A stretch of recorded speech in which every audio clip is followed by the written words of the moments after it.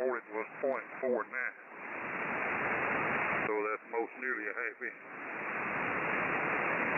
I think. Anyway, all is well. Just difference in the locale, not many miles, but a whole lot of difference in the weather country. Yeah, about 50 miles apart. Yep. You go down to that park and walk out on that little old pier down there, and I could go down here and walk out on this pier. I could almost see you.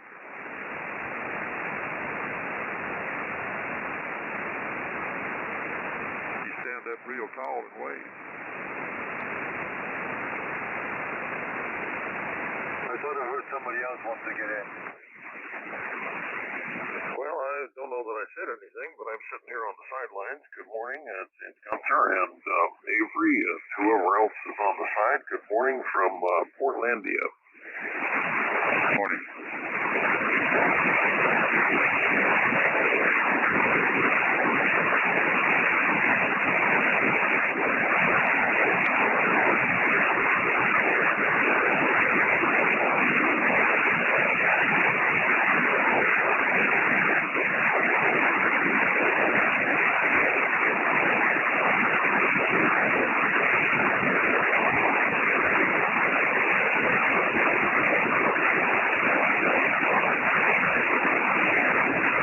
That's all she wrote. Well, we're waiting on you guys. You and Alan were in conversation when I broke it up, and I guess I'm the one that destroyed it. So be it. Yeah, it's all your fault, I'm sure. And I don't care.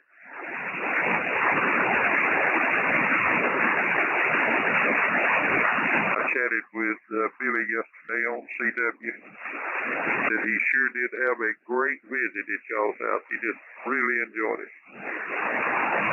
Yeah, Marina put the kibosh on that. What happened?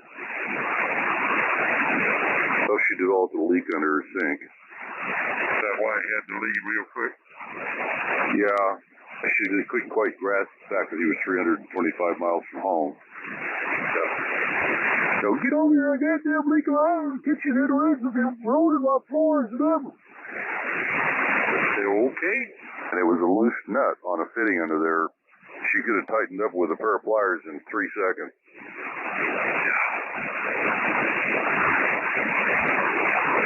Well, they're long separated. I mean, why is he her maintenance guy? Because she allows it. There you go. I see, because she's got him trained. There you go. You hit it, Gary, right on the button.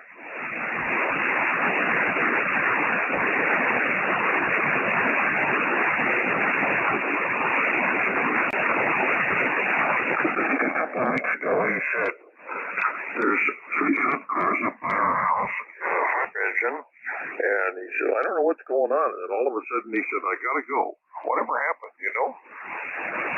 Don't know what you said, Ron. We got the last few words, but the first part of it had no idea what you said.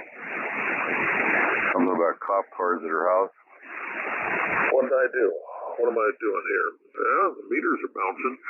I said, about 2 weeks ago he was on, and he said, oh, something's going up by Marina's house. There's 3 cop cars, and now there's a fire engine. And he said, whoops, I gotta go.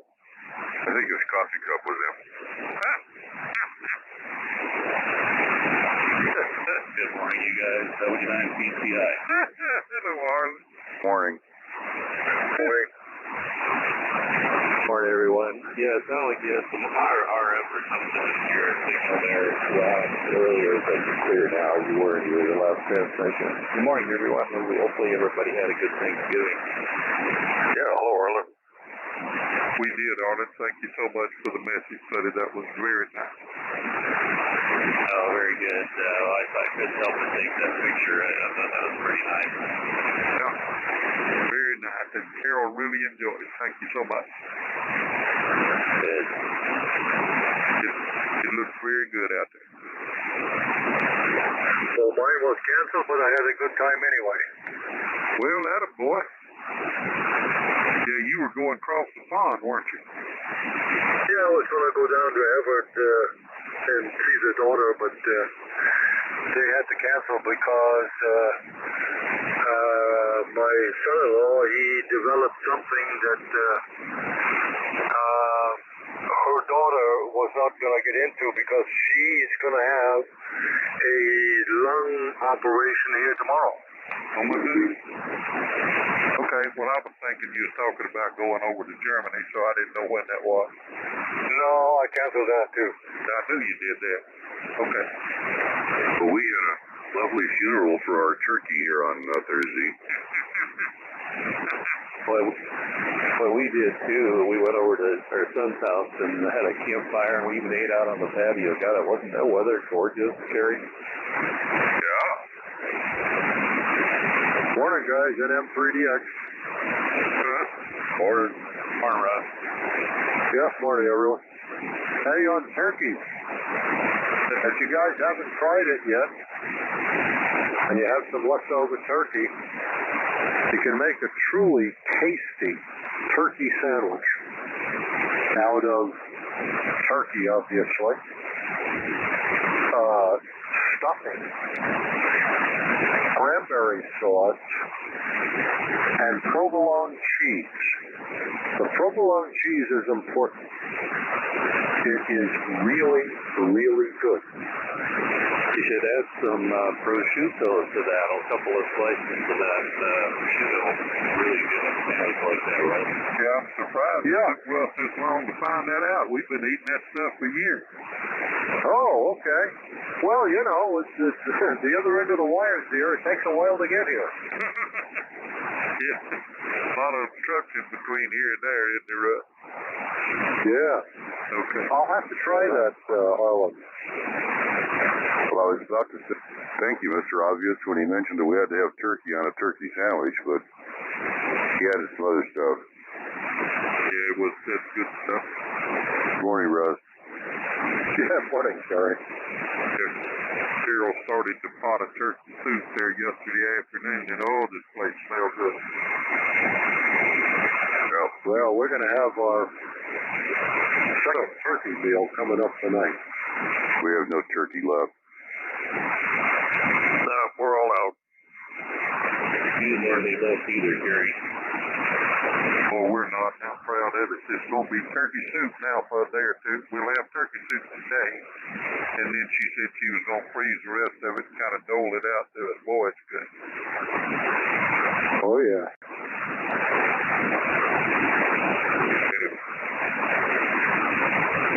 Howard, everything going okay for you? Missed you yesterday. Yeah, didn't get up yesterday, but yeah, everything's okay. I had my morning conference call. So I went out flying. Roger, right. And the plane did what it was supposed to? Absolutely perfectly. Good. Glad you enjoyed it. Just you?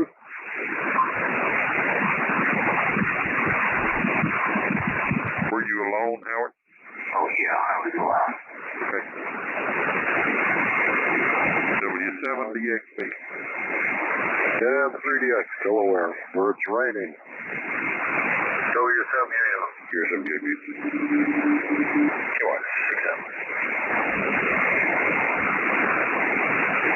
Kerry, you started to say something a while ago. Do you remember what it was? No. Okay.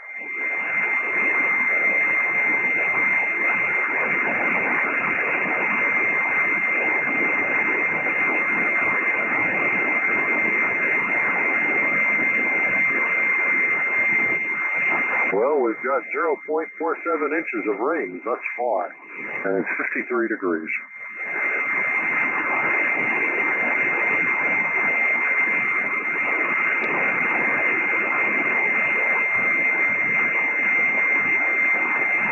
And it's just slightly windy, 16 miles an hour or so.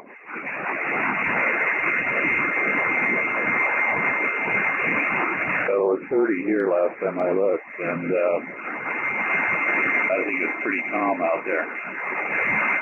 Okay, that's nice.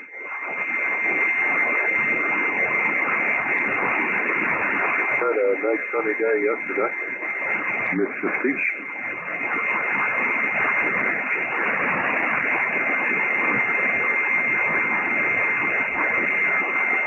You go someplace on Turkey Day, Howard? No.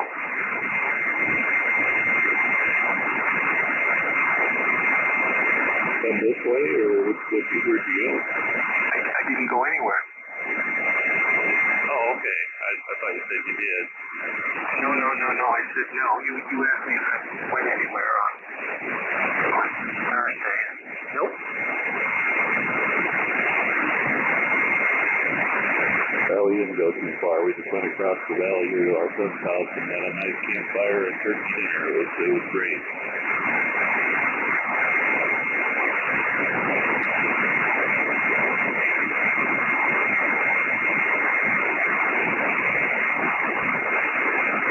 Carl, and your son ever have any inspiration to become a ham? No, I don't think so. He never did seem to be interested in that.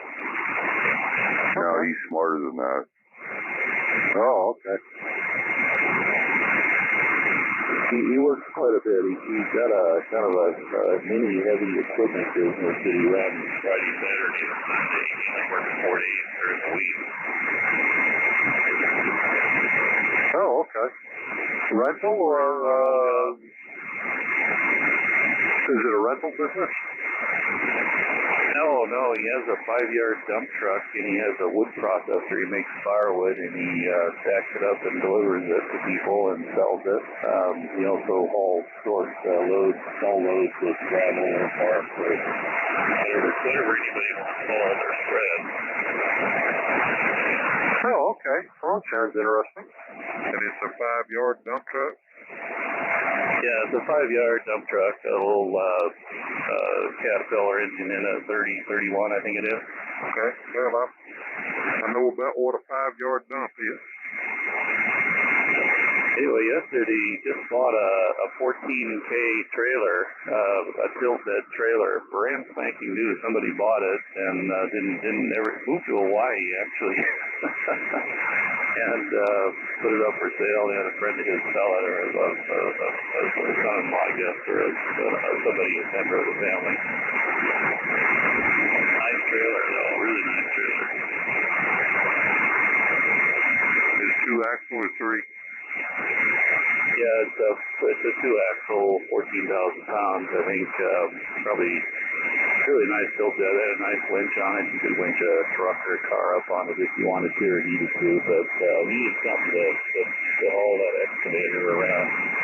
Okay. And it's okay. I got it. Yeah, I'll think about buying a skid steer to do a little bit. A lot of these jobs he gets are in people's homes. They want to put gravel in the back or a driveway or a RV pad in or something, or they want to put spark down and they don't. They have to wiggle it around in the back somewhere. So a small truck like that works out pretty good. But if you had a little skid steer, you could take it over there and spread it all over and butter it and make sure anyway. How long's the bed on the trailer? About 20 feet? Yeah, I think it's 20. It's 20, the back half, back 2/3 or 3/4 tilts back, and then there's a little platform up front that doesn't tilt. Okay. This time of the morning, everything seems to get through. I think it's around AM. Definitely we touched down, but Man, hearing up here outside of you, it's rough. Short security guys on the 390, no problem. I definitely hear better on the that little ICOM receiver, that R8600 or something like that. I think filters out things a little bit better. Which it should. I mean, my God, it's a new receiver, but either which way, when you're doing the distance, the side band thing's working out all right. We'll definitely be back this Sunday. I think we're gonna drive it down on Sunday. We've got really nothing planned until Friday evening of this week, and that's the evening that one of the wineries has a private chef that's going to be doing our Christmas dinner for the wine club there. Instead of everybody going there, because it's possibly going to be closed down, they're going to deliver. We're 70 degrees according to the thermometer. That's good to damn gas. Fire's going out there. Hell, then I'll have to tend fire. And then you have to clean the asses up. Well, you gotta do that anyway. This would be on the highway, wouldn't it? Yeah, it would be. It'd give that Harley a new reason to shake a lot. Yeah, new tires and then 20 things sticking out of it. Anyway, it's going to be 100 inside the windshield. You'll flood it.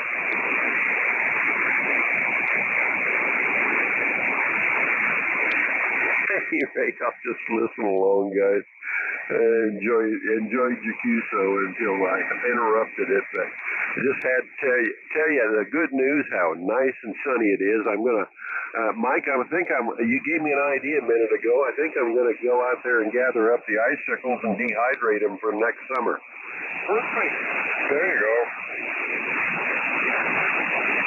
You saw the empty stage, not empty, but empty on 6 on stage. Your big rigs are now 8'6".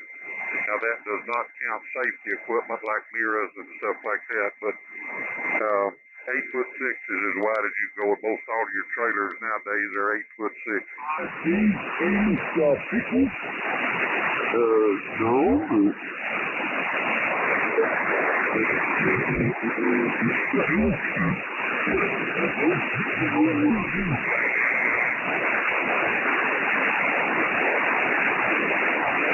This is called the Stampy one, man. Those are good. Yeah, as long as I didn't shoot anybody. With a camera? You're going to have to wait till I get in.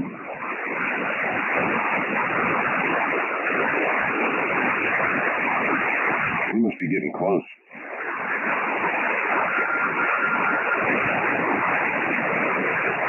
Too worried.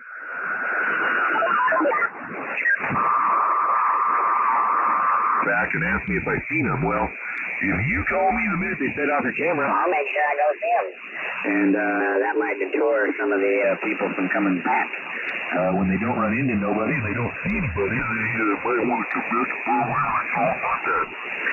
So he agreed that... I know you're busy. I'm like, busy doing what, man? I was like, I was sitting over here at the house. I mean, if I'm in town, all the odd chance that I'm in town, that's about the only time I wouldn't be able to make it over there. Or if I'm down at the ranch working, because I don't get no dang phone signal down there. So you might not get a hold of me, but just short of that, I don't care. Time of day or night, give me a holler and I'll buzz over there and show them what a mountain man with a machine gun looks like, and maybe they won't be up here screwing around anymore. So he agreed and said he appreciated that. So anyhow, that was one story from yesterday. And I got a request this morning on 78. Old Rick up there, I think he's in Michigan. He requested if I did make some elk jerky, he would like to try some. So I guess I'm gonna have to make some now to send to him, even though I was probably not going to make any large batches of that. I usually make more summer sausage, that kind of stuff, breakfast sausage, summer sausage. So I suppose I could send him some of that as well. He'd probably find that delicious. Anyhow, we'll keep her rolling, and Guido, glad you jumped in. Always good to hear you. And booming signal, as always. So with that, we'll send her back over to Steve. I think he came in after him. K7STD, K7 K7ICD, K7STD. Oh boy, that was a scary visual. Shelton jumping out of the side-by-side flippers, no pants, and an 1847. Looking fierce. Yeah, that might dissuade them, but you're right. They could be doing a recon run. I wonder about some of the cars that stop below our house. It's quite a ways down, but still I see them, and they're looking around and they're moving around, and you got antennas sticking up in the air. That's a damn good indicator there's something expensive inside the house. And easy to walk away with. Stuff we're not gone very often, and the neighbors keep an eye, but still, yeah, good on you. Joe, good morning. Good morning. And the other day we were talking about manuals, and you can download it and search it, and I just was doing the same. One of the first things I do, usually before I even receive a piece of equipment, is download the manual and make a half-hearted attempt to at least look through the table of contents. But this morning, I could not remember how to check the internal temperature of this radio. And so I'm fooling around. Finally opened up the manual. You push the meter button. And it cycles through. Well, that's what I'm supposed to be doing. I might have to think with the compression a little bit on this. Got a little compression dialed in, but not much. So, anyway, we're trying to get it sounding good. All right, well, let's send it over to Joe and see what new and exciting disasters has happened in Spokane.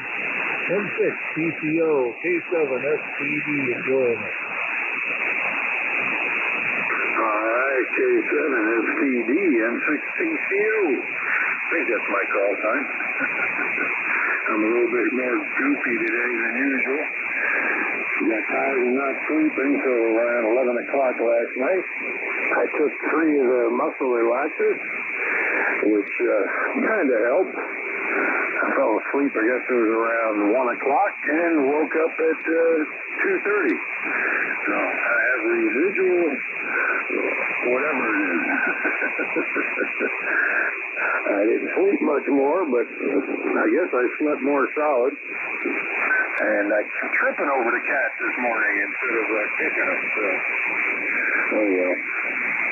And good luck finding your tuna there, Dan. I understand not wanting to buy used.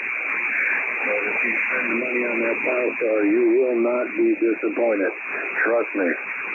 And Sheldon, I hope you have one of them furry hats with pull-down ears that can come down.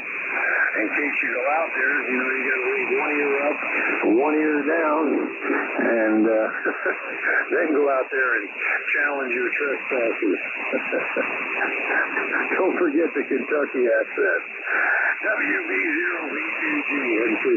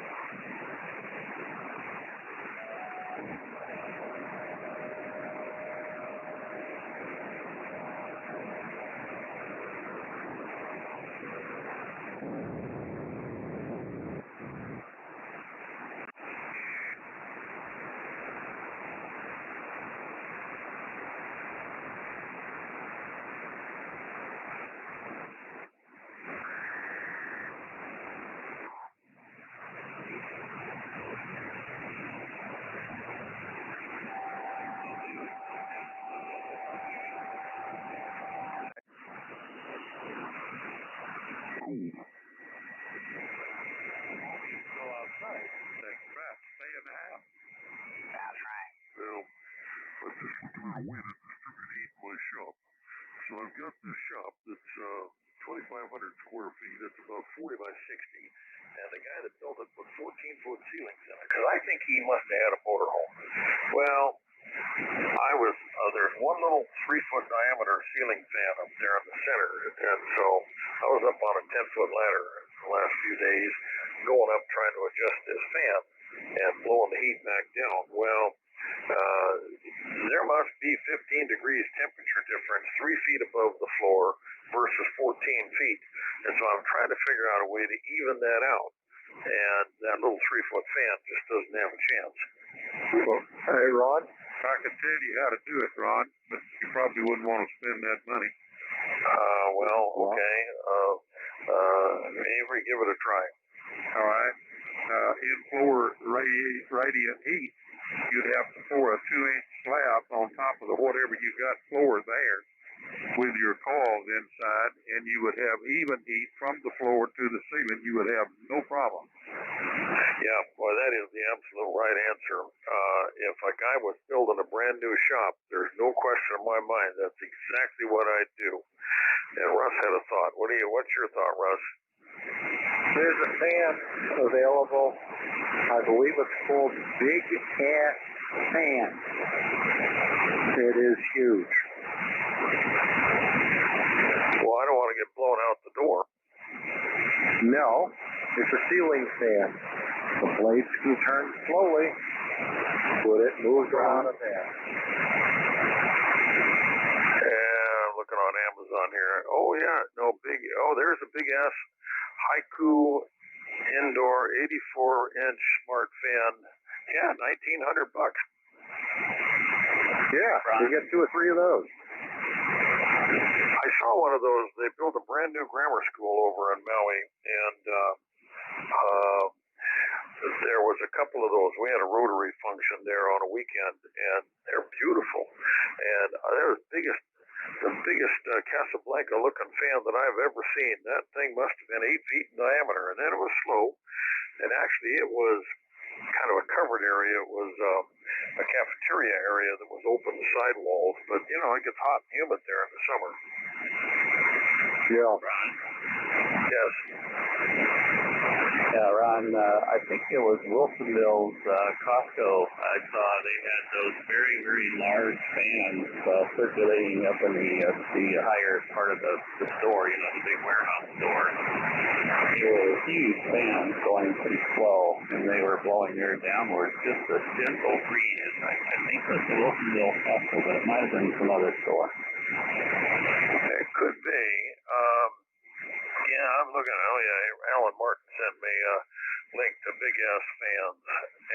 Yeah, that's probably what that school had. They were really nice. You only need 2 of them up there, I think, to make that work. Well, another thought is to replace the overhead gas. It's got one of those, I call it a reservoir, I don't know because that's a brand name, but it's just one of those hangs down from the ceilings you see in all kinds of shops. It's a natural gas. This thing must be 120,000 BTU, and it sounds like a 747 taking off when it comes in. It turns on, and it blows high-speed air all across the shop. I wouldn't mind getting rid of that. I mean, that thing's 20-some years old. So the other thought is to just put a forced air heater, put a cold air return down the center of the ceiling, and drop some ducts down along the sidewall, and just have a regular forced air heating company come in and install something. Another thought, Ron. Hey, go ahead. Radiant heating. They can be gas or electric. I would recommend gas in your application. That'd be 70X. Yeah, KY6N. Yeah, I've seen those, and that's another thought. Right now I'm thinking about how... 25 area. Yeah, well, we had a chance to buy.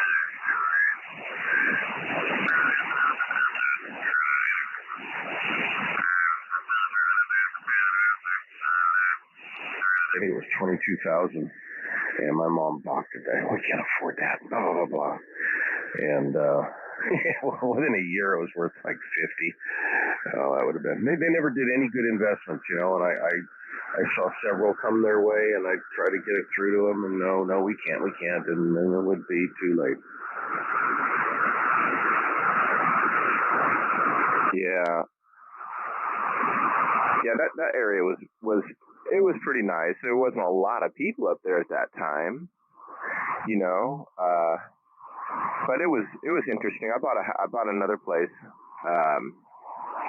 outside of Cameron Park because I didn't like all the airplanes and crap, you know, flying around my house, you know, and all that. Did you know that they all land in their front yards over there? Yeah, I drove by. Probably doesn't have to be solved.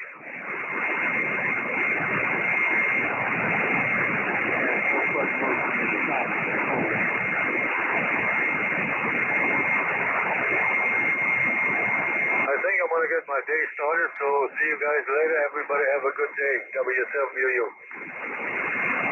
Have a good day, Gunther. See you later. Morning, Gunther.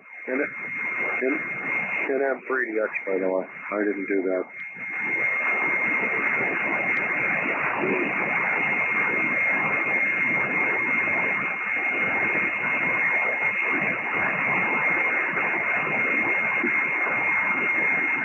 Well, if you want the big ass fan brand, it's $1,900, or you can buy a knockoff for $600.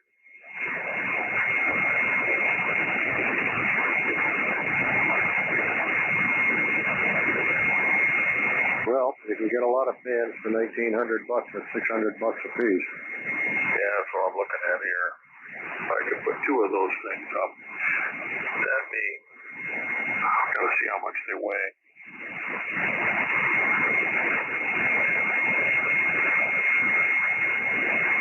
Oh, for $200 extra, you can get oil rub bronze.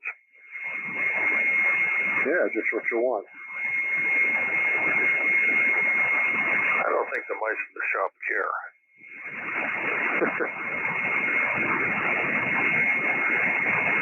Although I just got a shipment of 6 commercial mouse bait stations. We use them down in California in our commercial buildings. We're probably, I don't know, we must have 100 of them down there. But I ordered 6 for up here. So when I leave this time, I am going to bait this place up. Boy, the mice, they did a lot of damage in this house when we were gone. It's just amazing. We're still finding crap where they were. They got everywhere, on every shelf, in every closet, virtually in every drawer. They did a lot of damage. Oh, goodness.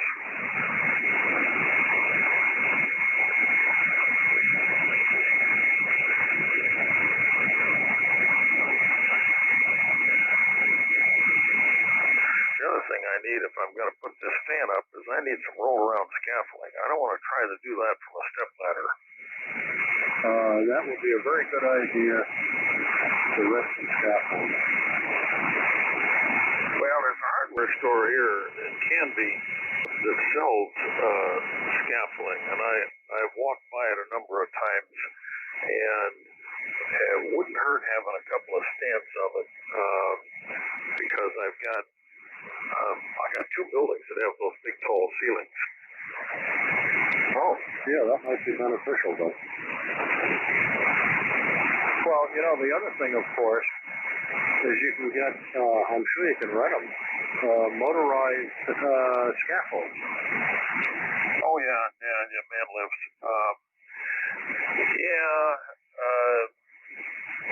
That's an option. I think I'd rather put $200 or $300 into a couple of stands of scaffolding that's always there. Yeah, if that's all it costs, that would be beneficial to have. I don't know. Let me ask Amazon, because Amazon knows all. Right.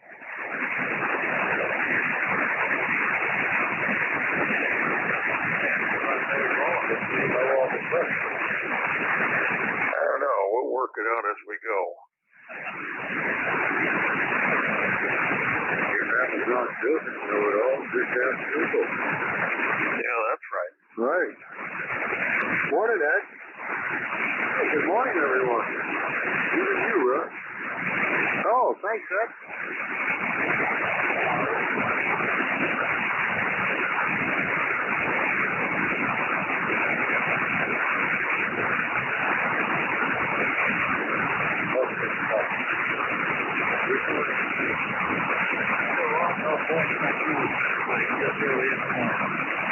Morning, Edward. Morning, Avery. Morning, Lon. Morning, Edward. Morning, Edward.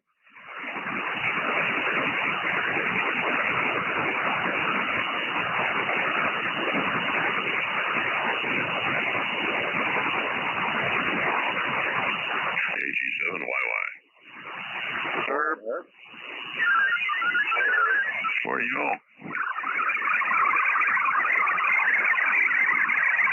So, were you able to do a little more wiring work on the tuner? I certainly did. I finished up late last night.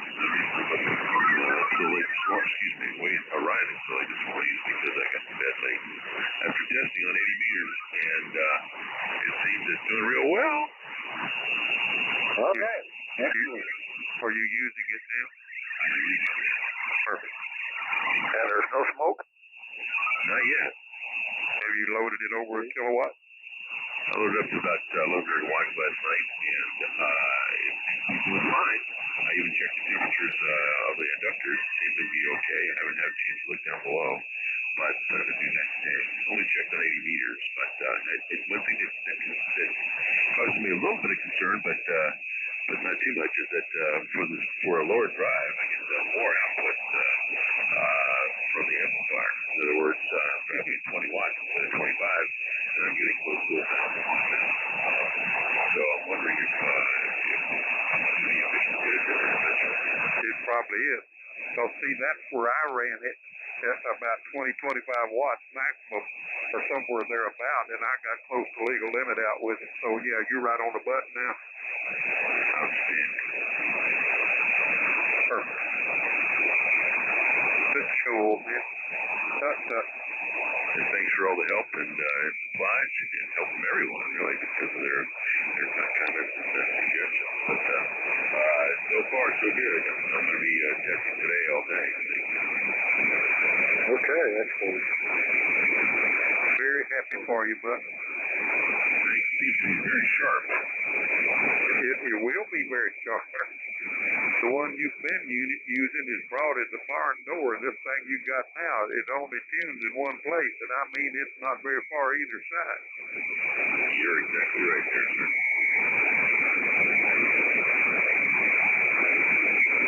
Do you notice we're actually arcing with the one feed-through from the inductors down to the source capacitor. And the grommet has a hole in it at the meters, what they call it, the inner piece, or I guess the inner cylinder. And the wire has nice bolts to the side of it.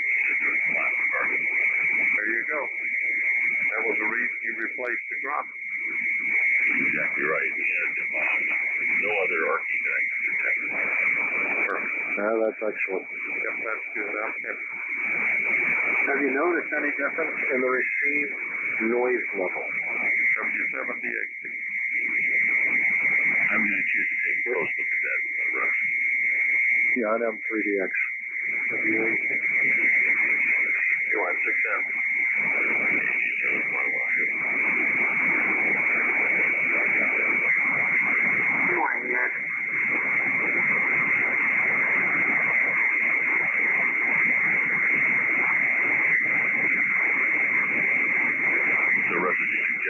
I'll disconnect one side of the output of the tuner and ground it, I believe you have to do, and see what the difference in noise level.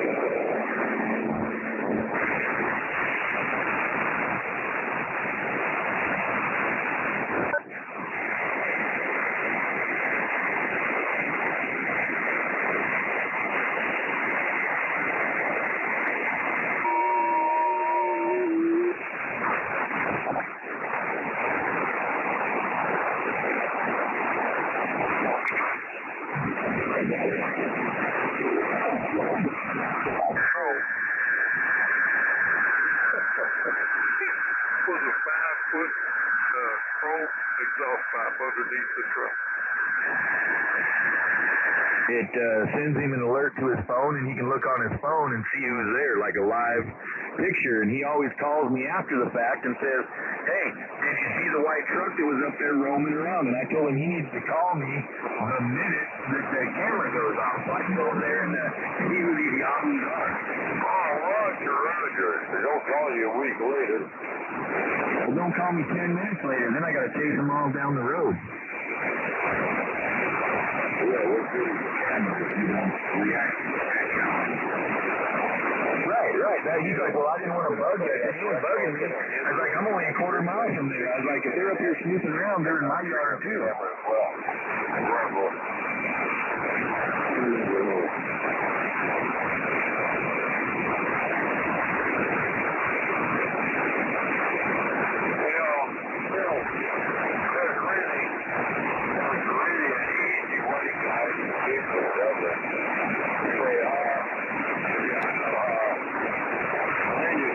Nobody's got it.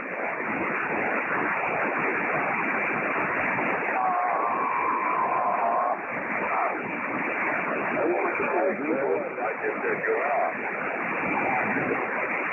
Radio set up.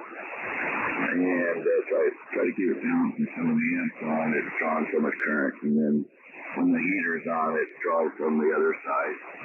So I want to try to kind of... Who you got left?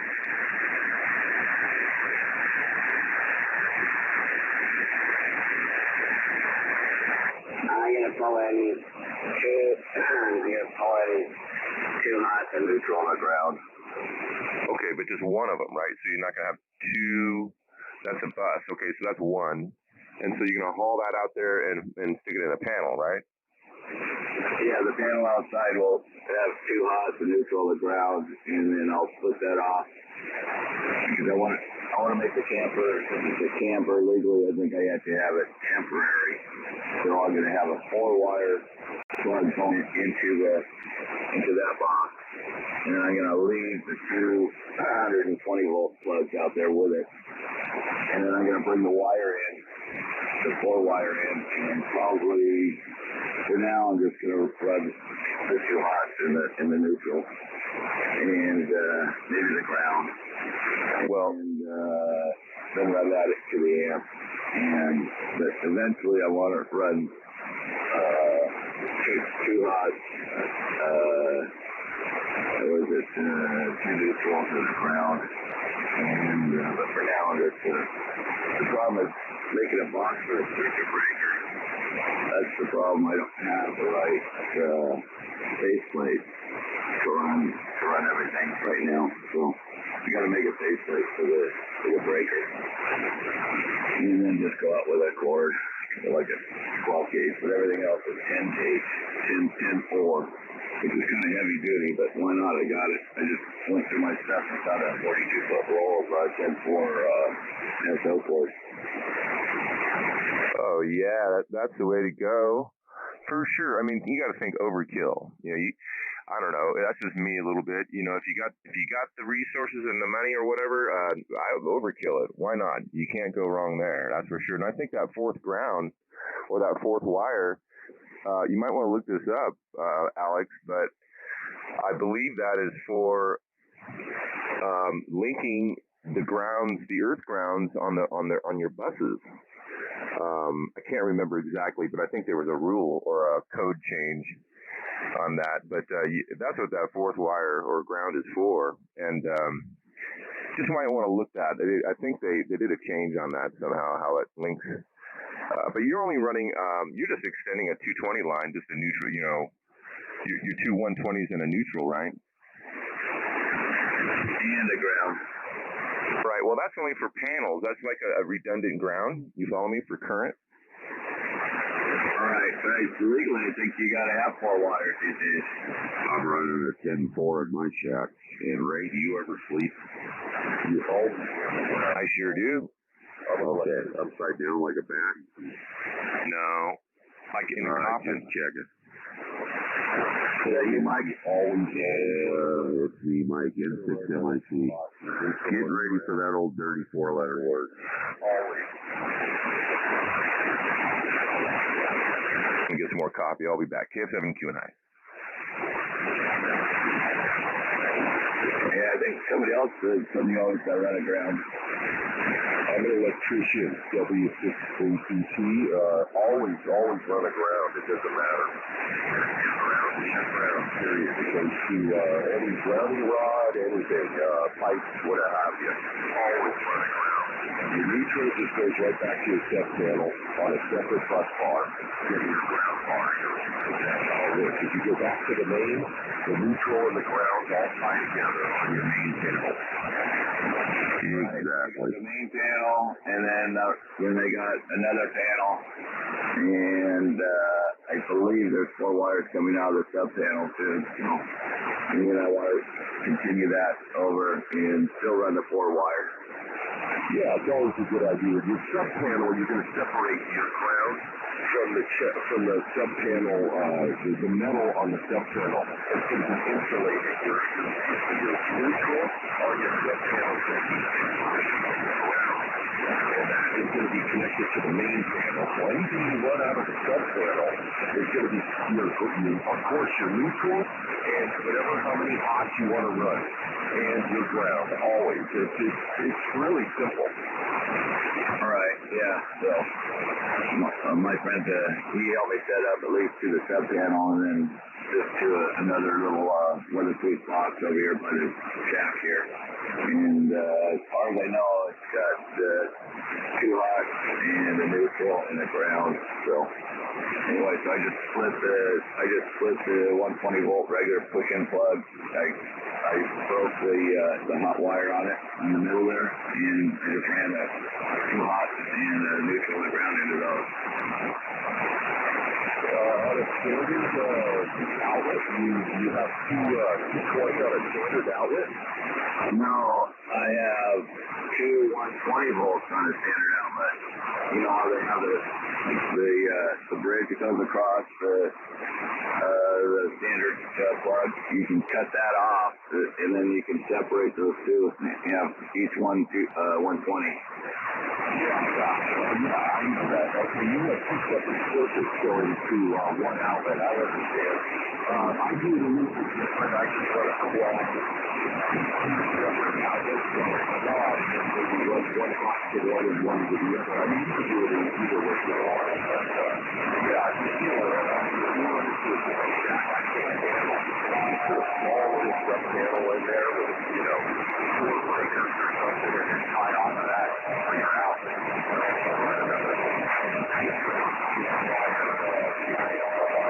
Your 220 to your hand. I mean, that's just what I do as an application. I like the other gentleman was saying, overkill is the way to go. You're running a number 10, that's a 30-amp breaker on your sub panel. So number 10 is 30, and it depends on the length you're running. If you're over 100 feet, I would go with the number 8. If you're over 100 feet. So this depends on the load also. You could buy 2 of the 68-inch fans for $500, and that looks like a whole lot better way to me.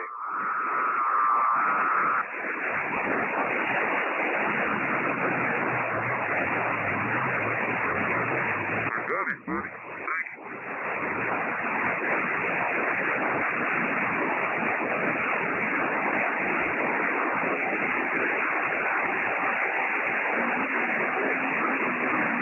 Thank you.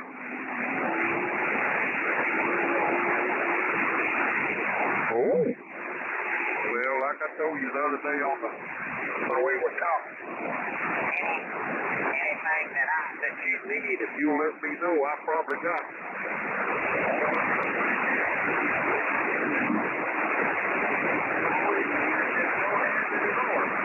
Listen, trust me, I do understand. Every time I make a run to the dump, I think, why am I throwing this away? I'm going to need it tomorrow.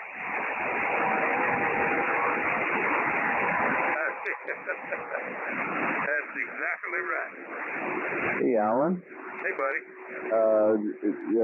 Jock and I bought something you just love to play with. What's that? 225, a Caterpillar 225 excavator. Ooh. Boy, that's a deuce and a quarter. That's a pretty doggone nice excavator, Jim. It's a good size, boy. One bite does 1 1/4.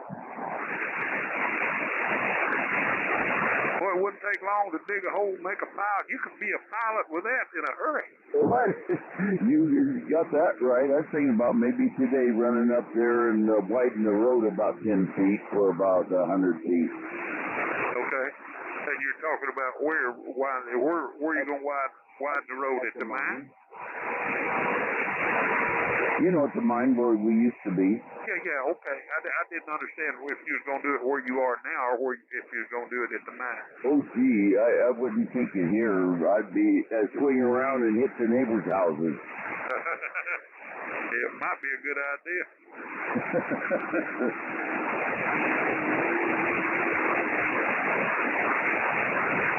That excavator weighs 52,000 pounds. Yes, sir. I can tell you the dimensions, and I can tell you everything about it. I can tell you how many horsepower it's got, how many revolutions, how many cycles a minute it'll run. I can tell you anything you need to know about that excavator. Oh, you run them then? Not only, well, I run them a little bit, but I used to ship them all over the country, and I've got a specification book on all the Caterpillar stuff. Oh, okay. Well, this is the older one. It has the 8-cylinder Cummins in it. I think it's got Cummins in it. If it's a Caterpillar, it don't have a Cummins. Okay, it's an 8-cylinder Caterpillar then. Yeah, it's probably got a 3208 in it or something like that. That's the number. Yeah. A 3208, yeah. It belonged to my brother. He had bought it from a construction company, and they didn't want it anymore, so Jacques and I went together and we bought it. You know, Jim, that was probably the most common over-dimensional piece of equipment that we shipped all over the country. Carol and I, you know, when we were in that transportation broker business, was the 225, because that is the most versatile excavator you can have. It's small enough to move around, and yet it's large enough to do a big job if you need it. I'll tell you another thing about it. If you've got a leak, it'll poof out 40 gallons of hydraulic fluid on the ground. That's before you can get your coat off if you even think you're fast. And $120. Just spit out $120 worth of fluid on the ground. And $50 for the hose. Hey, Jim, did you ever hear anything out of Jerry yesterday? Go ahead. Dave? I say, did you hear anything out of Jerry yesterday? No. Okay. I don't know. He said he was going to be on, but I don't know what happened there anyway. No, didn't. It was just Dan and I yesterday. Well, you came and you couldn't get in there very good. Yeah, I do understand. I had the doggone mic stuck clear up by my ear, so I don't know whether you guys were hearing me at all. Well, I was probably talking when you were talking. That happens. Yeah, Alan, Dave works for PG&E and he's retired, and he lives in Red Bluff also. Oh, okay, Dave. Well, I didn't tell you where I was. I'm up here north of Tacoma, in a little town called Olalla, Washington, right on the west bank of Puget Sound. Up here's where I am. Yeah, I've been here 43 years. Okay, well, I've only been here about, 20-something years. Let's see, 97. Wait a minute, I've been here since, God almighty, I've been here since 97. What is that? 20-something years I've been here. 22 years I've been in this house. We had this one built. We haven't been here a year now, Alan. I guess you know we're in the new house. Oh, yeah, I do that, yeah. And real comfortable. And I have my ham gear set here in the shop. You mean Phoebe still won't let you put it in the house? Oh, I guess I could put it. I was going to put it in the bedroom, but then I just said, well, I'll be nice and out here. Actually, we heavily insulated in the garage so I can be comfortable out here in the garage. Whatever works for you, Jim, and I know that's fine, buddy. I remember.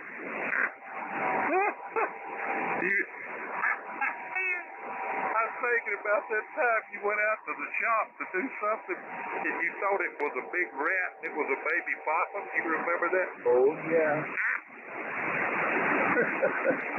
That was in Red Bluff. Right. I took a picture of it. I remember. You sent me a picture of it. You said, what is this? Biggest rat I've ever saw. Oh, Lord. Dave, I'm originally from Alabama, is where I'm from, and heavy on the from now. Now, don't get me wrong, I'm heavy on the from. It's hard to keep Dave's attention in it. Oh, he's got his attention on something else, I guess. It's fine, no problem. We're catching up, he don't care. You gotta say, hey, Dave. I did. Yeah, I give Jerry a call there. KB6XD, KB6XD, AA6DE.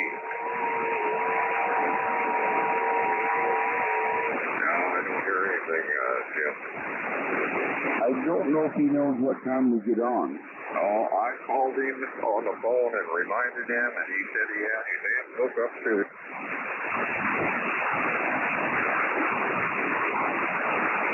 Going that hard, they were trying to get over the booze or we choose the oil flow.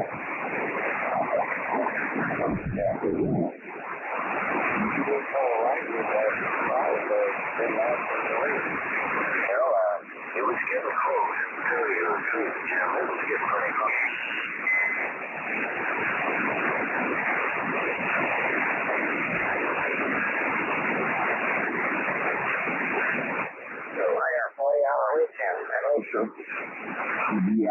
Yeah, so cut the weekends off, but I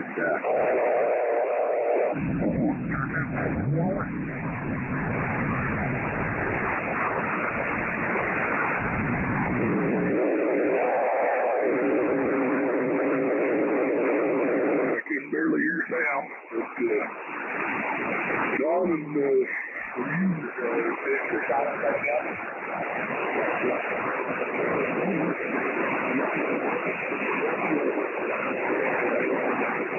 yeah, you came up to a completely reasonable field.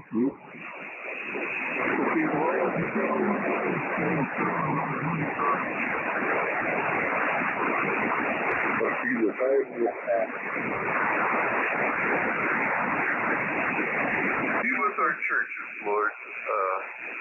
The attack we expected from Satan. Be with our churches, help us hold steadfast. Be with our country. Lord, we are rapidly spinning towards a socialist communist country that would like to do away with you churches and our beliefs. And we ask these things in Jesus' name, amen. All right, we're in the book of John. We're in chapter 21. And C16 and C, Harold, will you read 9 to 17?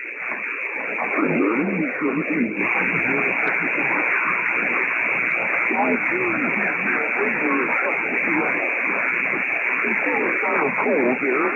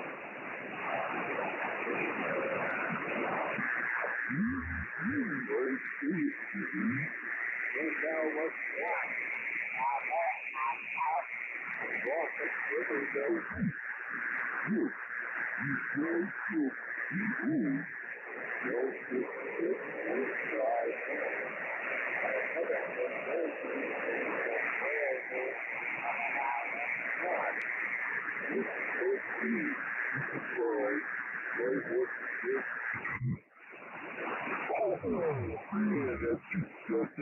do it. I'm talking on it right now, but it filled the room with smoke. I only did it for 3 seconds. No, I only did it for 3 seconds. It's still working?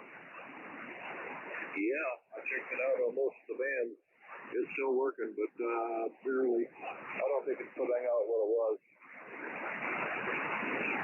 Well, you sound pretty good up here this morning. Thank you. Not the way to start the day, though. Yeah. No, that'll definitely get your attention. And you make me cry.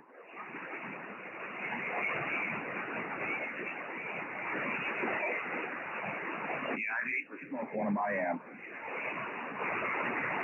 Yeah.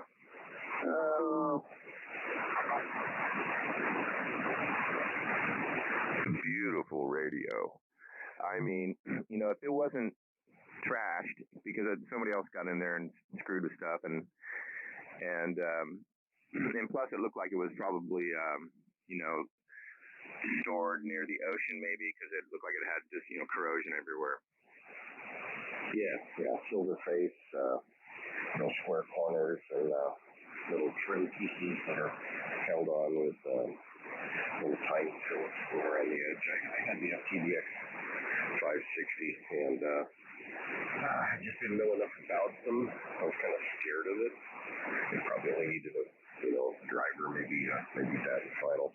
It put out 60 watts and it would sound good, so I quit the sheet. But yeah, I'd love to have one in excellent condition today. Those were just so pretty, like you said. It's good looking plastic radio. Oh yeah. Oh no, those radios are easily good for 120 watts, I believe, depending on how many. I think they ran the 6146s. I don't know. But anyway, but nevertheless, you should be able to get over 100 watts out of them. That's what they were designed for. I mean, they had the power supply and, you know, all that. So anyway, it's a lot in one radio. I'll tell you, when they start, you have an all-tube radio and they put the power supply in with the radio like Yaesu did. It's just a nightmare. Yeah, I think we had a pair of sweep tubes. It seems like it was supposed to do about like 200 watts PDP. I don't know. This is in 1975 or 6. I was looking at the Tempo 1. That's a pretty good looking radio, but it's analog. No, the EC101 made for Henry. I don't know. Yeah, I have to find someone to work on it. I think it takes a sweep tube.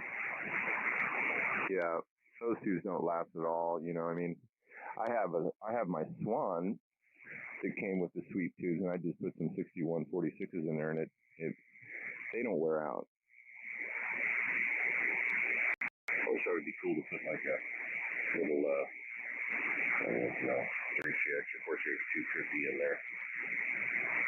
Just take one 572. There you go. Okay. Single-ended, Scott. That's what you really want. Nah, you want single-ended audio out of a tube. That's beautiful. Yeah, way inefficient, but nothing sounds better. Yep. Well, yeah, that's the whole idea with a single tube amp. I mean, easy to troubleshoot. If it doesn't work, well, just pop a new tube in and see what happens. I should commission you to build a pair for me. Low output. I don't need more than maybe like 8 or 10 watts, but really clean. Build what? A couple little tube model blocks. I just got done building some over the summer. A couple of they're probably a good healthy 15 watts. The 6V6 tube. It's in a little push pole. Because I don't have the output transformers to make a single-ended, let's say. Yeah, well, that I'm not real clear on, but I was looking at eBay the other day, and there was a pair of pretty good-sized, I think they were either Fisher or Macintosh or Marantz or something, and it wasn't too bad on the price. I think it was like $200 in shipping or something. I was tempted. What kind of an amp was it? Just the output transformer. Oh, well, yeah.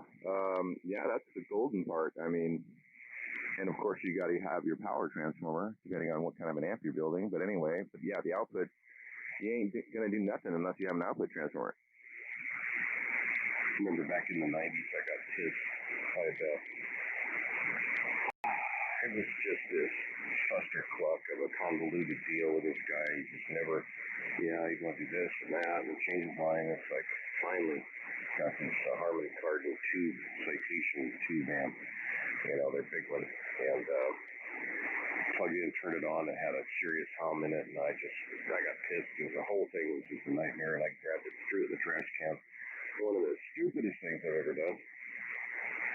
Hum? Did it have a two-prong AC cord on it? I don't know. It was just a bad time, all the way around. A lot of things happening at that point, and Mom was, she had Alzheimer's, and we didn't know it yet. It was just before she was diagnosed. And anyway, just a lot of negative things going on at the same time, and I didn't have the patience. And I thought, geez, after all of that nightmare, trying to make this guy happy and changing the deal and this and that, and then it has a hum, and I just said, moving on. Grabbed it angrily, threw it in the trash, and never thought about it again until I found out what they were worth. Yeah. I think I got a Harman Common 40, and my friend's got the 80. Two rigs? Yeah. Do they work? I don't know. It got a little bit of moisture when it was stored outside in a container. But I don't know. My friend Justin, I think he's got the 80, which is the bigger model. I got the 40, and he's got the 80. Are you talking like integrated with a built-in volume? I believe so. I don't know. It's sitting out in a container outside right now. Yeah, I had a few of those too, those integrated units.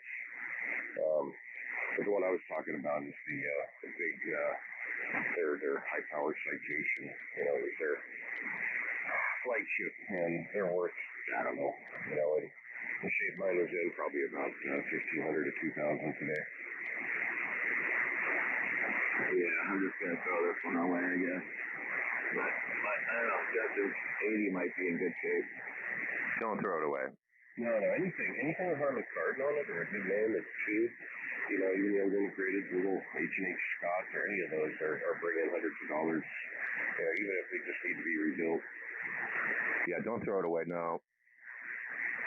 All right, well, not worth shipping, that's for sure. Nobody. What is it going to cost? $40, $50 to ship it? Not worth it. Well, I know, but just hang on. Be patient a little bit. Well, if they'll pay shipping, who cares? Hook a chain to it, use it as a boat anchor. There you go. How you doing, Mike? Good morning. Doing better if I didn't have to go to work. I hear that. Flipping cold out. Yeah, it's down to 37 here. Yeah, I think it's about 17 here. Holy mackerel.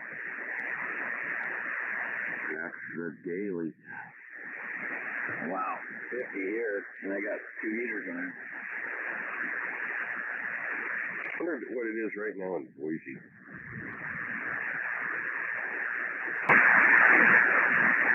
Well, I have 32 degrees with fog.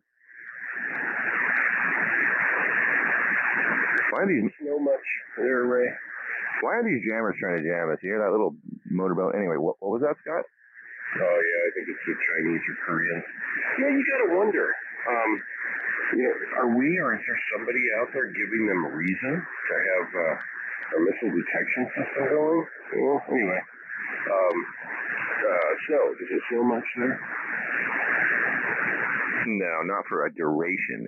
We get snow that only lasts about maybe a day or two. Just a dusting. Oh, okay. Not like we get here. What's your elevation? Right here, I'm at 1,600. Oh, okay. Well, we got about 1,000 on you, or so, 900. 8060X. KF7QNI. 8060IX. In 6 MIC, and I get snow here. I bet you do. That sucks. I'll save up and move to San Diego. No, thank you. And that would mean going back to California. That's not going to happen. How about Tijuana? No. It looked like a damn albino there. Yeah, but a big one. Right. I'm going to stay right here in the state of Nevada for now until I retire, and then it's Arizona. You're down at Tijuana and they all go running. Oh no, yellow dog man. It's a white bear.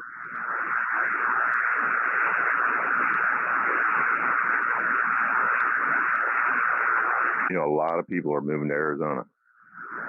Great place. My daughter just moved there. Gilbert. Well, have you seen how they're organizing that state? You named your daughter Gilbert? She moved to Gilbert.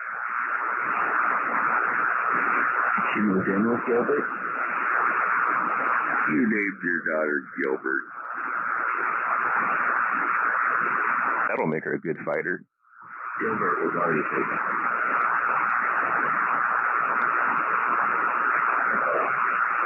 Where are you, Russ?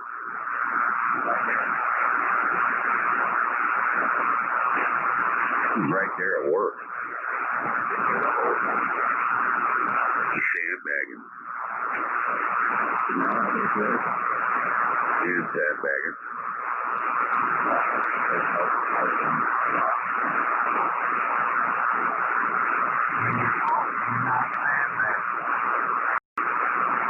There's Perry. And you're working, then you're working. You're not waking and baking. Hey, Perry, was that you this morning? Correct. Wake and bake, Barry. Good morning.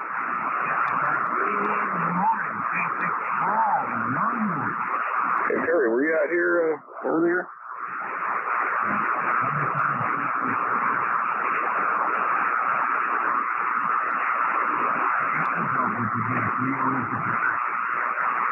Sandbagger, yes, he is. Perry. Were you out here around 4:30? Okay. Yeah, we heard you, and the rest wanted a call sign, and you disappeared.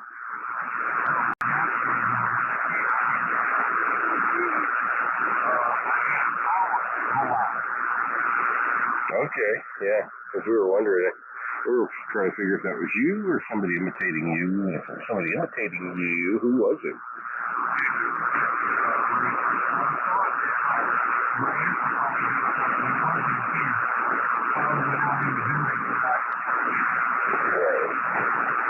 Hi, Ray Scott. Hello.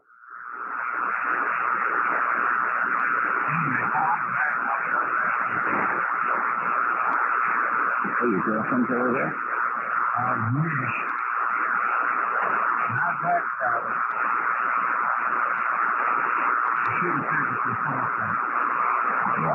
To the heart of the sun. Good morning, Barry. Good morning. AD6BIS.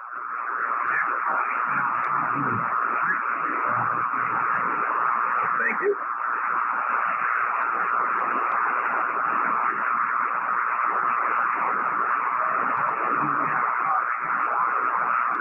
No. Except for you, all of LA is still just sitting there and with their binkies in their mouths curled up.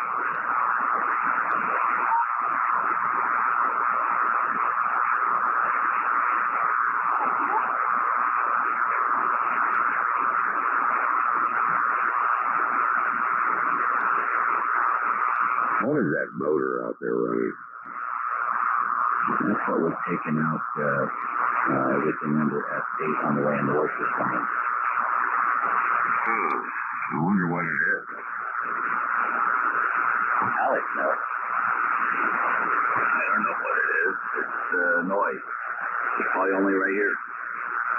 The noise. The low-angle missile detection system. It runs from about 3770 up to about 38, 30, somewhere in there. Damn sheep. Large bush radar sight on the Bering Sea. Well, I guess we had a mass ejection, but not facing Earth.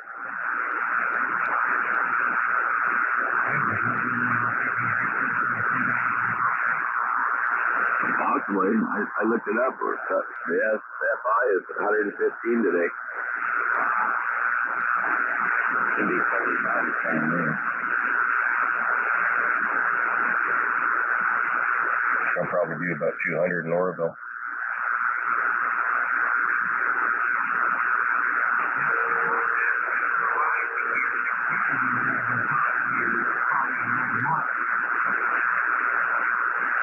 People still talking 6 meters.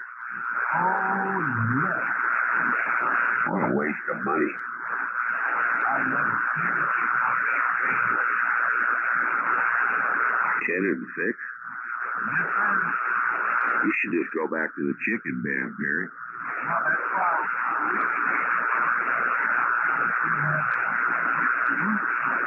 It's power all the time, and it's top quality.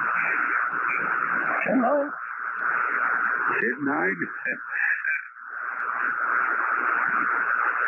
So I've always wondered, hey Russ, how familiar are you with the 6 meters, talking more locally? I always wondered how 6 meters would compare with 10.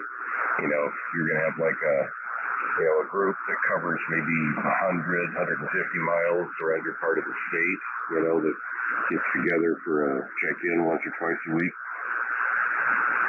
Well, when I was in college, a bunch of us just had the 2-meter sideband set up on 144, 240 or something like that. And just left it swapped up. And whenever anybody was in your shop, they just see you calling there.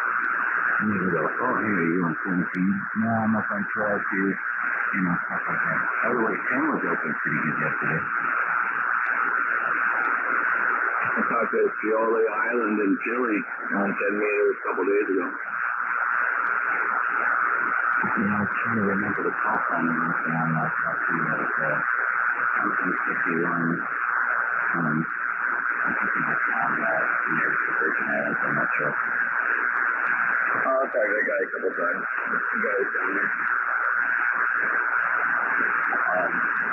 It's for back 15 and bunch of people on 15 lots of Canadian things.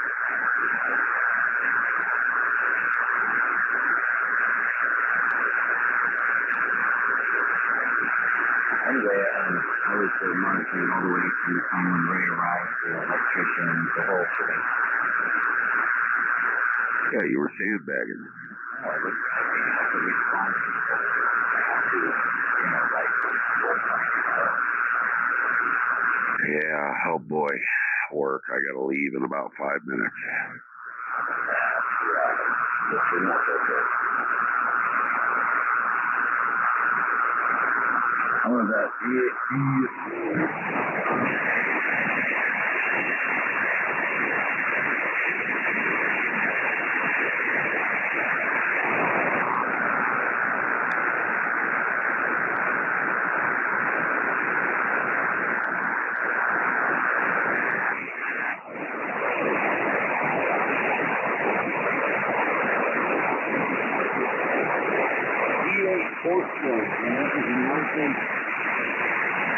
Did you know all your chutes diesel? Office up there in New York.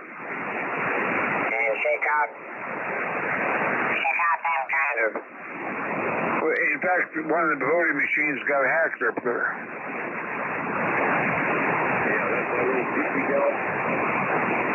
I don't know who it is.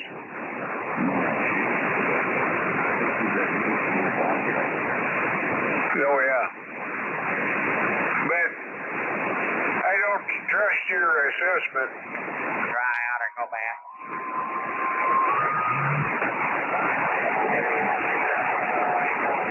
Yeah, well, it's not surface mount on that 680, is it?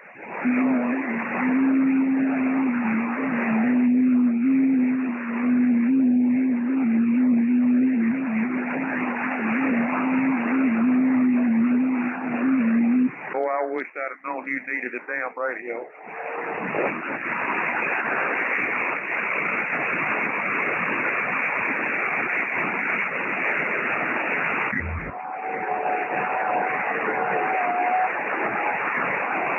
Well, I understand that.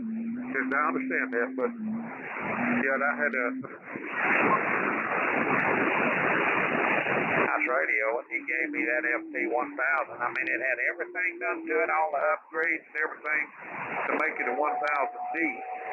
It's just so big, I'm always swapping radios around. It's so heavy, I quit using it. I finally got this K3, and I really like this K3, and I've got a K2 as well. But anyway,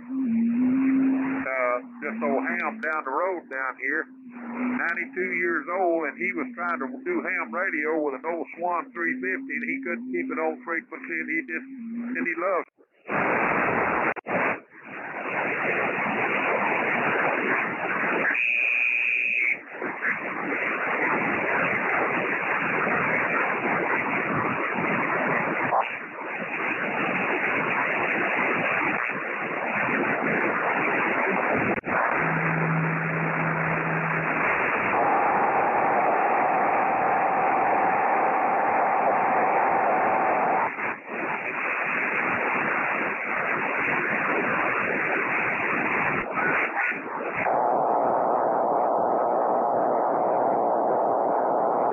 I knew he was a ham, is all I knew, because I'd see him at the post office, you know, and we'd chat a little bit. And anyway, to make a long story short, he just tickled to death. He's got him a nice radio.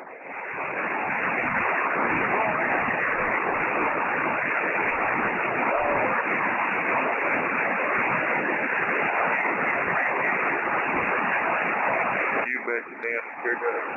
Well, listen, buddy, I'm going to cut you loose now and catch you later. I certainly will see you guys here again. So you take care and keep yourself warm. And, yeah, that kerosene heater probably worked out pretty good because you wouldn't have to store too many gallons of kerosene. You could get you several 5-gallon cans, or else you could get you a little tank and fill it with kerosene there behind the house. And then you could have your source for your kerosene where in case you needed it, but that would certainly you would need an alternative heat in that house. And Dan, if you can afford it, I wouldn't wait too damn long before I got it.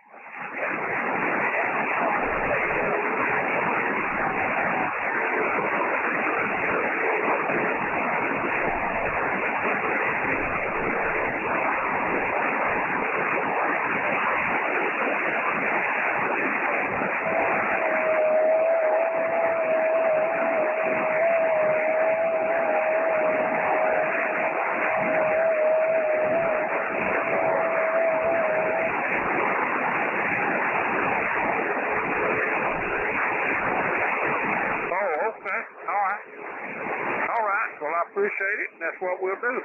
So, anyway, buddy, listen, thank you much, and you have a great day, and take care, and keep your powder dry. You never know when you're going to have a fire shot.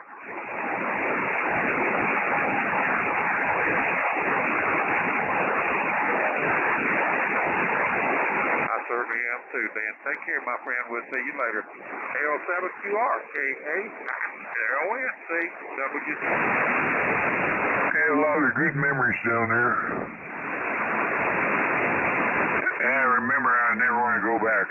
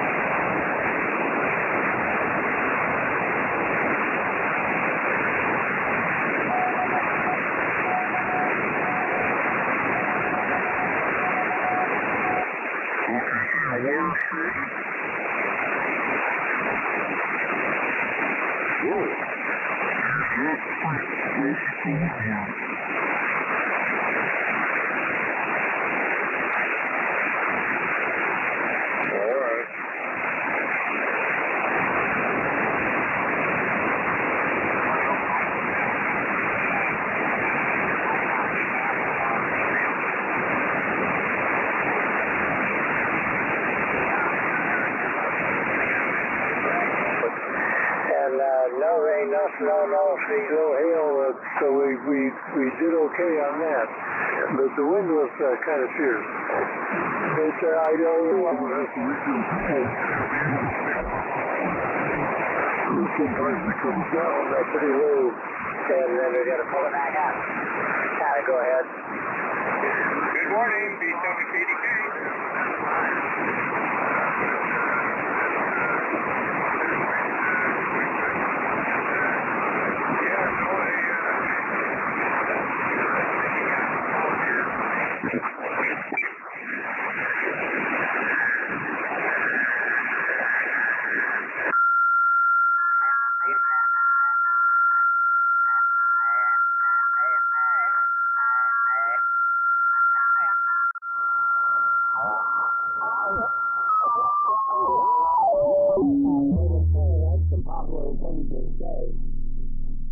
Nissan.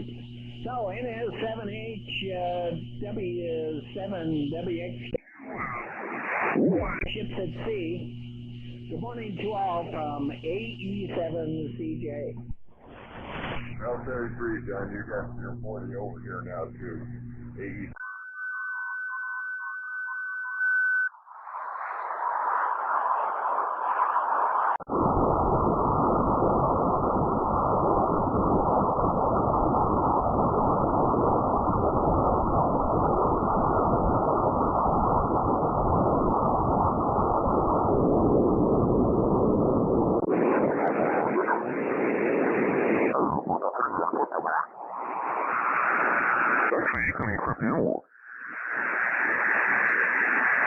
Get a little those little modulator demodulator. Yeah, but you still get analog noise, don't you? No, it just jumbles up all the audio. Haven't you ever heard those? They're really rare. Oh yeah, guys used to use them on 11. But I mean, we still have band noise. Well, oh yeah. It's not like DSC or anything. I'm wondering when we'll be able to go digital on this band. Yeah, you can't do it on CFM4 and all that, or whatever the ICOM one is.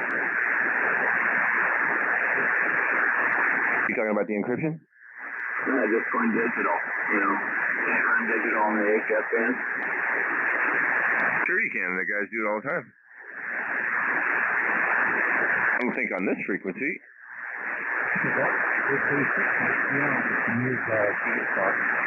You can use DSR and HF. I don't know. We're limited to, 3 kc down here, so I don't know how well that would work.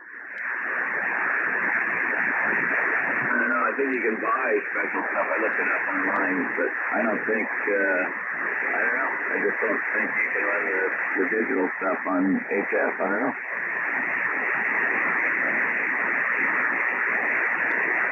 I never hear it. Just so.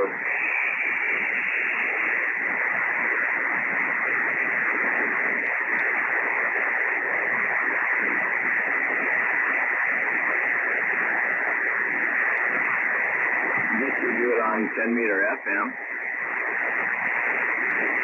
Yeah, I think that's the lowest loud.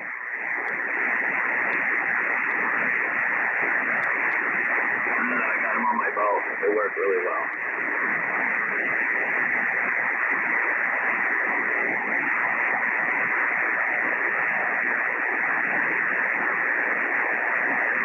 Starting to get light. Beautiful sunrise. There's all these little fluffy clouds, and they're all orange right now.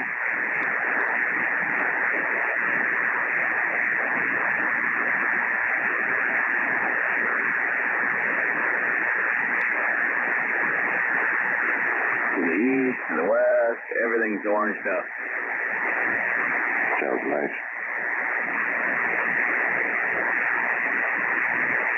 Where are you located again, Alex? I'm over here by Santa Barbara, Montecito. I wonder if you're west of me. East of me. Where are you? Up here, Magalia. Oh, yeah, you're probably northwest of me then.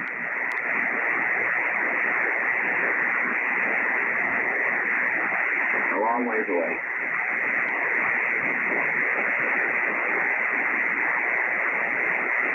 I'm only about 80 miles from LA. Yeah, I'm trying to remember where due south hits the coast. The mountain range here runs east and west, which is kind of unusual. Seems like somewhere around Carpinteria. Yeah, that's about 6-7 miles to the east of me.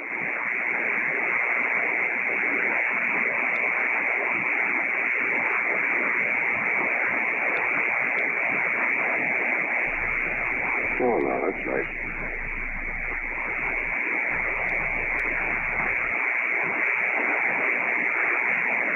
Shoot, somebody tuning it. I didn't look at the meter. I thought we shut that damn thing off. I got the RF gain way up, but I got the attenuator on. Trying to make it nice, because everyone's so strong. Yeah, that's what I'm doing. So Ray, you were telling me about your tube you built to the mono pair? Mono pair. A pair of mono blocks, right? I just had some old chassis out of, one was an old guitar amp, a little practice amp, lightweight. And then the other one was out of an organ, right? And so the transformers were perfect, and the output, they worked out. So all I needed to do was just, configure a Williamson amplifier design, which is what I put in them. And so they sound great. Can you use an output transformer? Oh, yeah. Yeah, there's 400 volts, 300 volts sitting on there. And you have to reduce that down to, a lower voltage for your speakers, right? And you have to get the transformer speakers? No. Well, it doesn't matter where the output transformer is. On the old stuff, sometimes they clamp it right to the speaker, which is, what they did back in the 40s. But these are newer than that, and they're way better. They're different, and so these are more higher powered. Oh, okay. Anyway, then of course you got to have the tube preamp to go with it, right, Scott? Yeah, that's a nice tube preamp. I love the Conrad Johnson PD4. And I guess everybody else does too, because they never come up on eBay. When they do, they're not cheap, even though they were, one of the more entry-level units they made back then. But even into a nice solid-state amp, if you start off with a tube preamp, it just makes everything sound right.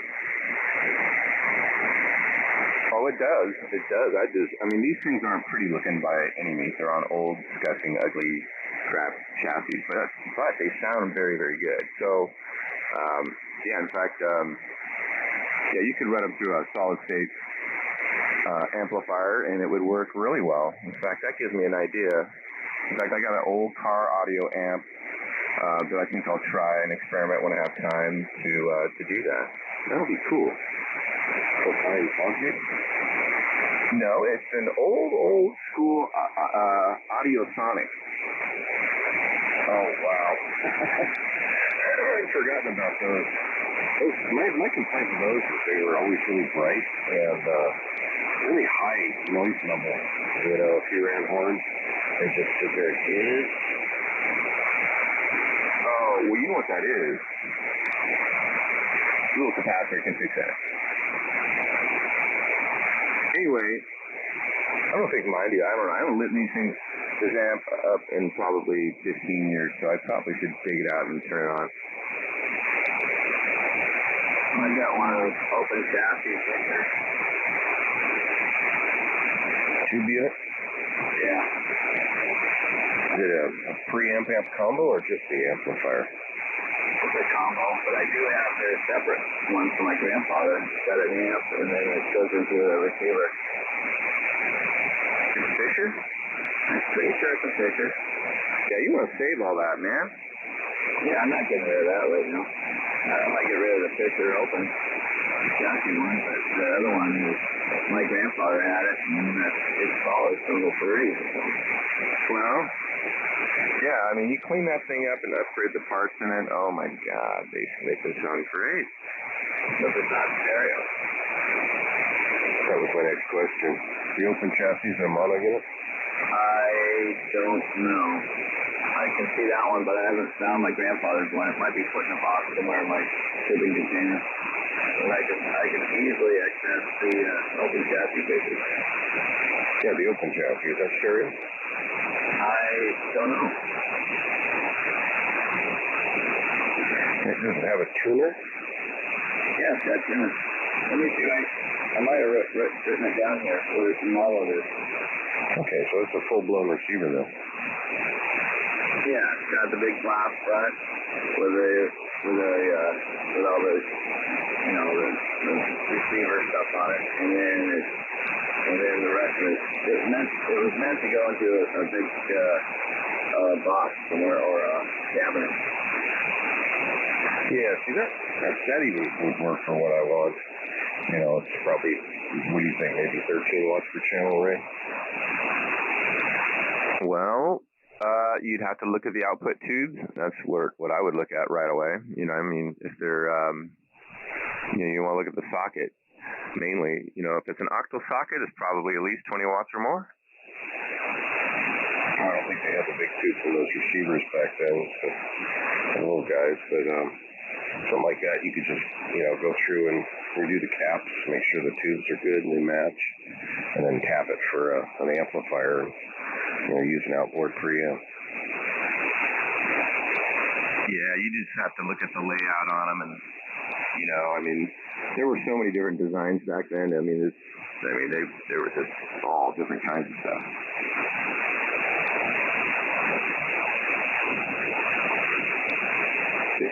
Like I got a 1948 Magnavox radio, receiver radio, shortwave, Scott, and that thing is designed so weird, the audio circuit, but it sounds really good. I mean, it just has this killer full range sound.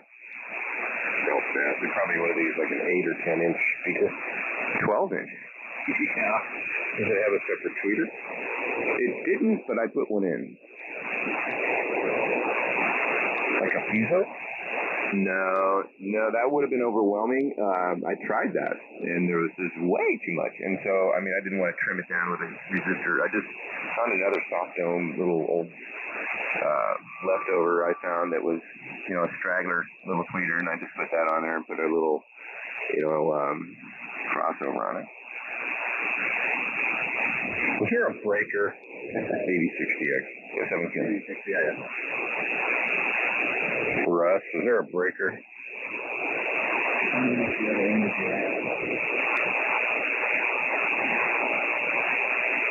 It's good to exercise your breakers. You know that in your panels. You guys know that, especially Alex over there where it's all corrosion. You want to keep it clean. Yeah, I like to go out and squirt them down sometimes. Yeah, you can do that. Especially you got zinc coat. Well, you guys want to hear a funny story? Always.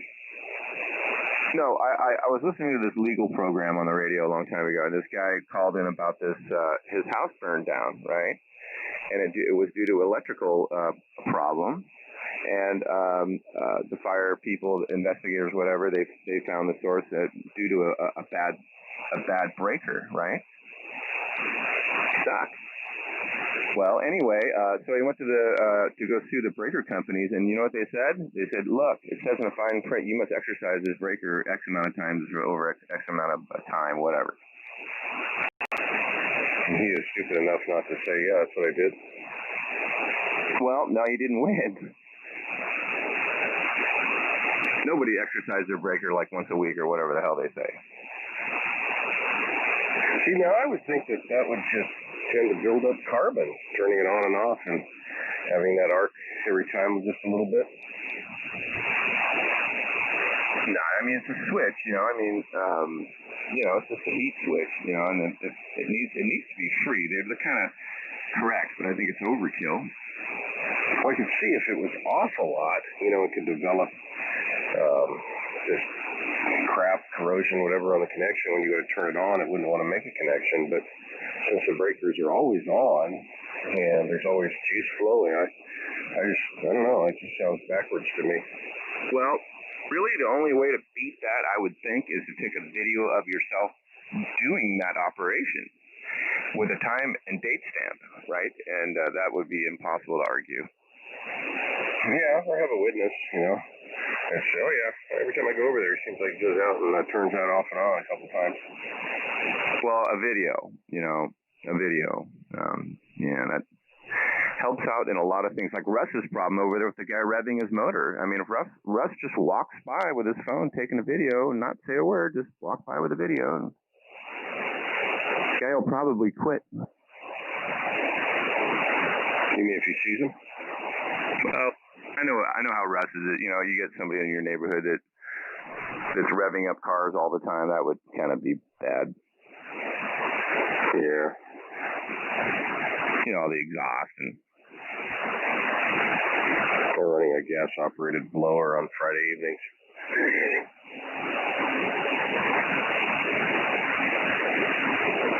Oh, a leaf blower? Yeah. He has some choice words for a guy who keeps doing that, you know. It's always on their Friday evening when they want to just sit out and relax, and this guy has to go by and stir up this dust storm. Yeah, well, I'm guilty. I have a leaf blower, but I always wait until at least one, before it rains at least once, so you don't get dust. Because that'll just mess with my sinuses. Yep, I agree. 8060X. Yeah, 729. Well, so are those amps you built, are they matching? Absolutely. But they look different. It's just different chassis, yeah. Yeah, you can put them in a large empty amplifier box, you know, like a big old Adcom or something that's fried and then parted out. Nah, I'll send you some pictures. They're just a rude point-to-point wiring, you know, that works. But the only thing is, on those amps, I wish I had higher grade coupling capacitors, because, you know, I just tore all this stuff out of old TV sets, you know, basically. So is the top end a little rolled up? No, it's just not quite the way I want it, you know, the tone and things, but they work great. But, you know, if you go and spend $15 on coupling capacitors, you know, some good high-end audio type, probably be well worth it. Like some Solons you can get from Parks Express. Right, exactly. You need some .22s. 500 volt. You always want to go over voltage on caps, you know. Yeah. If you're going to use the couple, you want to get a couple. Well, if it's a 300 volt circuit, put a 500 volt cap in. Because you'll get spikes. You can always go two end to end. Yeah. That's what I did. Oh, you just like electrolytics? Try to make it non-polarized? No, these are just big old dipped Mylars. That's all I have. They're really high voltage and they work, you know, but they're cheap. Mylars sound good. Sometimes, you know, polypropylene, polystyrene get a little bit bright. You know, yeah, exactly. They work, and you know the voltage is right, so they don't arc, and so yeah, they work. They work pretty cool, actually. You know, I can experiment. I was going to experiment with this little mod that you can do. Actually, a friend of mine told me about, and that's tempting to try. I keep forgetting to do that. Where take a little bit of voltage and add it, and it makes. I can see how that can make a big difference. Do what now? You take a couple of mils, maybe 100 millivolts, and add it to the screen. For biasing? No, for your input. Just the screen input. These are cathode bias, by the way. They're not screen bias like what you're thinking. Okay. Yeah, you're getting in a little over my head. Yeah, I don't know too serious anywhere near as well as I'd like to. Right. Yeah, it's no big deal. You just don't understand. But yeah, there's two different ways. Well, probably more than two different ways. But you can do a negative voltage bias or just a cathode bias. So in my case, I did a cathode bias because it was easier. Well, which one tends to sound better? Well, hi-fi wise, it depends on the tube. So these tubes, I think cathode biasing would probably have better audio. 8060X. And what is it that they're lacking? You know, to your ear. That they're lacking? Well, the tubes are 50 years old and they work great. They have killer gain, probably because they were never used, but maybe fresher tubes, that would be kind of cool. Because I just threw this together, Scott. You know, I didn't want to go out and buy anything. I just wanted to see if I could pull it off with all the junk I have laying around, and I did. That's cool. Well, I mean, what are you missing? Like a better bass control or more sizzling top end or what? Nothing. No, they sound just fine. It's just, you know, like I said, you know, that higher end, you know, coupling capacitors would probably really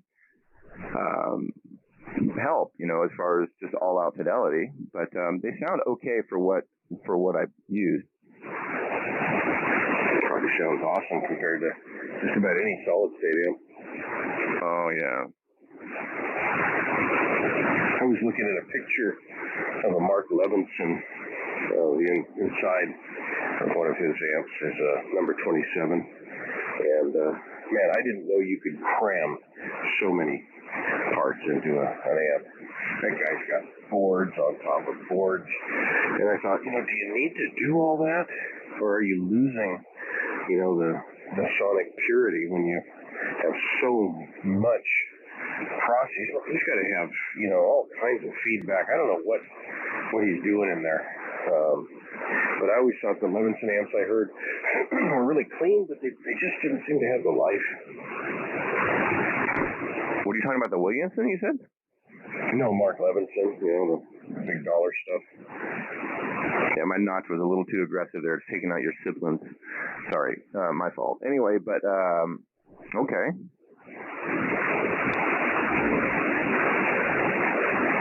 Well, have a semblance of sibilants.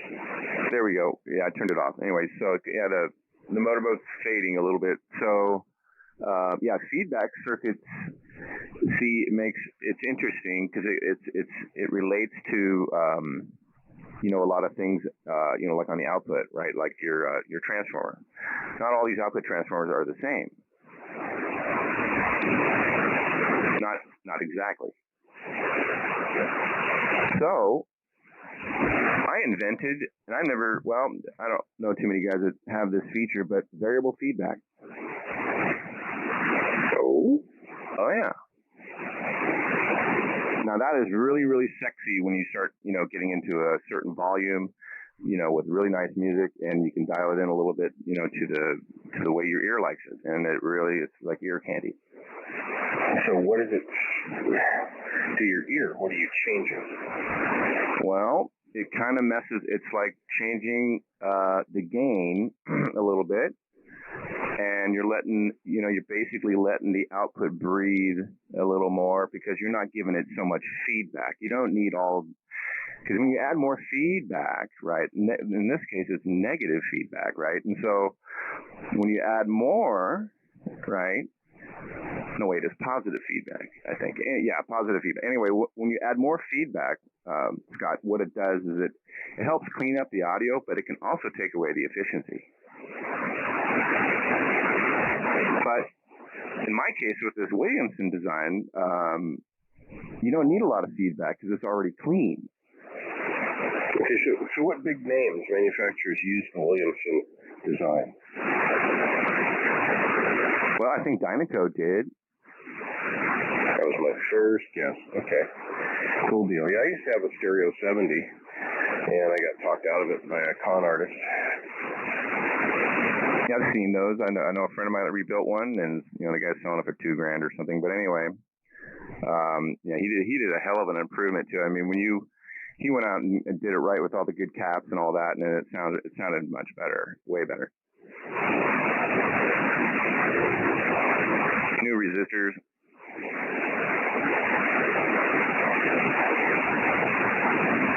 Hang on, Scott. I'll be right back.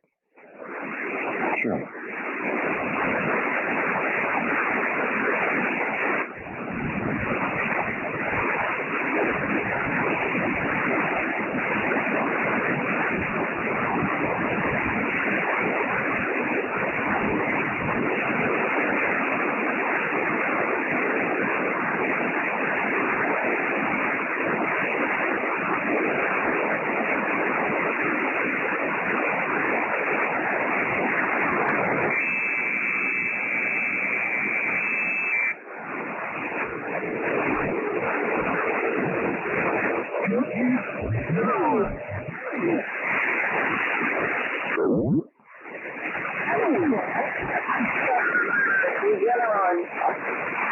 Oh, what is that, secret drug for the president only? No, that's one of the ones who wanted to to everyone, so that would be one of the first things I would do. 2003.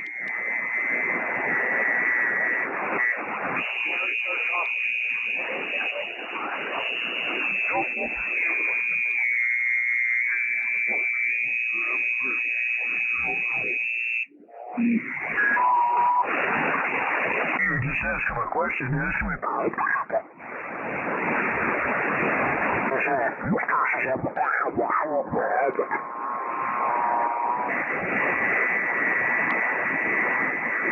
whatever you're accused of way back when, You covered under their insurance anyway, even though you're no longer insured.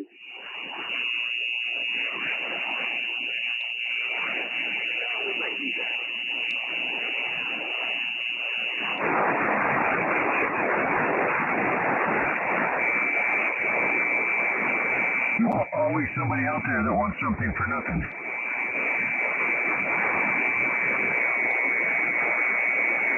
Oh, absolutely. Yep, sure.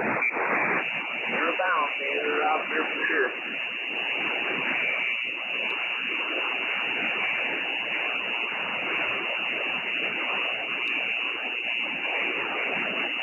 In my experience, the cheapest person would be the one that give you the most trouble.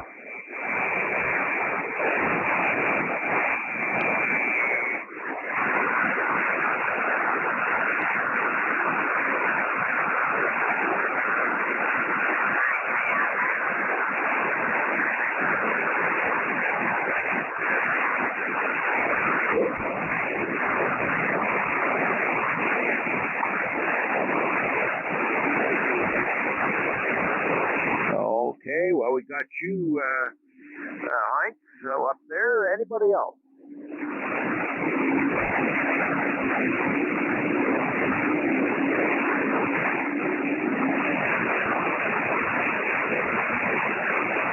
Well, that was fairly weak into Edmonton. VA7 Mike Lima at the end. Okay, let's go with that. VE7LS.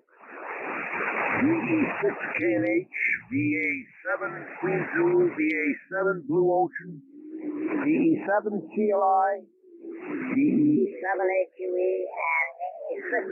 and VE6AND. Go ahead, Al. Okay, very good. Morning, gentlemen. Had -2 in the Caribou and bright moonlit sky out there. So the moon is pretty well gone down. And what else? What else can I say about it? Feeders. You can cover all frequency. Now, the next best, I think, is the remote tuner. But, like I say, that one has to be powered up in order to get the power and transmit something in order to get it to tune. Well, I always hated tuning. I was it's not a joke. Very poor way to do it. I'm more modern era, I guess. Coax is a big thing for me. No problem. You got the magic button. Enjoy your day on 40 meters there, guys. Yeah, okay. We're going to QSY up to 40. Everybody have a good day. We'll catch you tomorrow. KY6N, Soggy Portland. Yeah, we'll see you around. Hi, Dan. Let's take it easy. We're going to wander off and we'll coffee and we'll figure out what. Yeah. The doctor's appointment on the phone in a while, 8 o'clock. So there you go. All right. K6DXP, check it out. Yeah. Oh, okay, Dave. Enjoy it.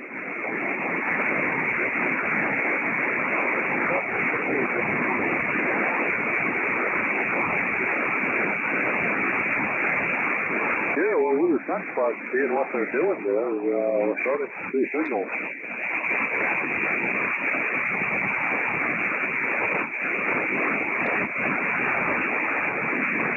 Well, give me a few minutes. I got to retune the antenna.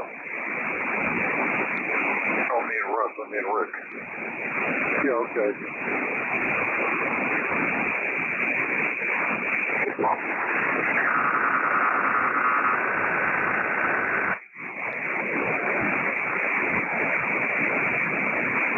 Yeah, well, hold off transmitting for a few minutes. I've got to go to the computer. I was on 20 meters yesterday, so the stepper is set up for 20, and I've got to get it back on 40. Copy that.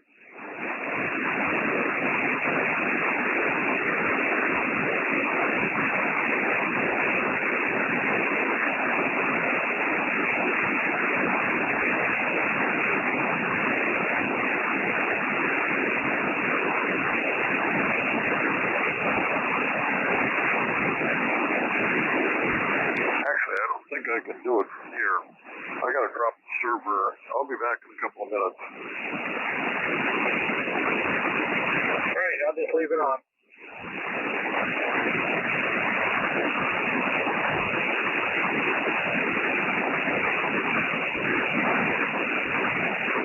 Get out, 3DX.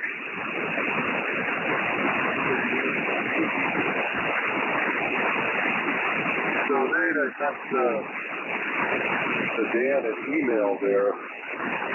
Maybe just over Swanson, or maybe something's going on.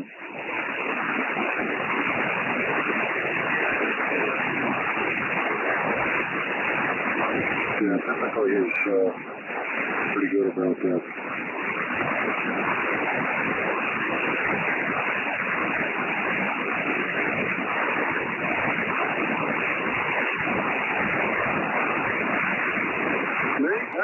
Daughter do it was the residual stuff there from COVID. She still gets tired easily, or has that been decreasing?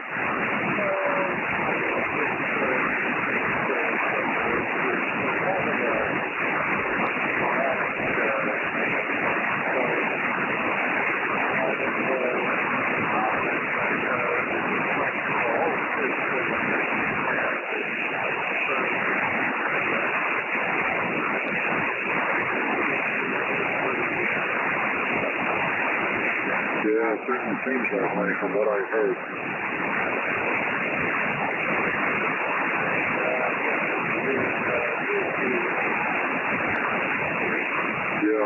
Yeah.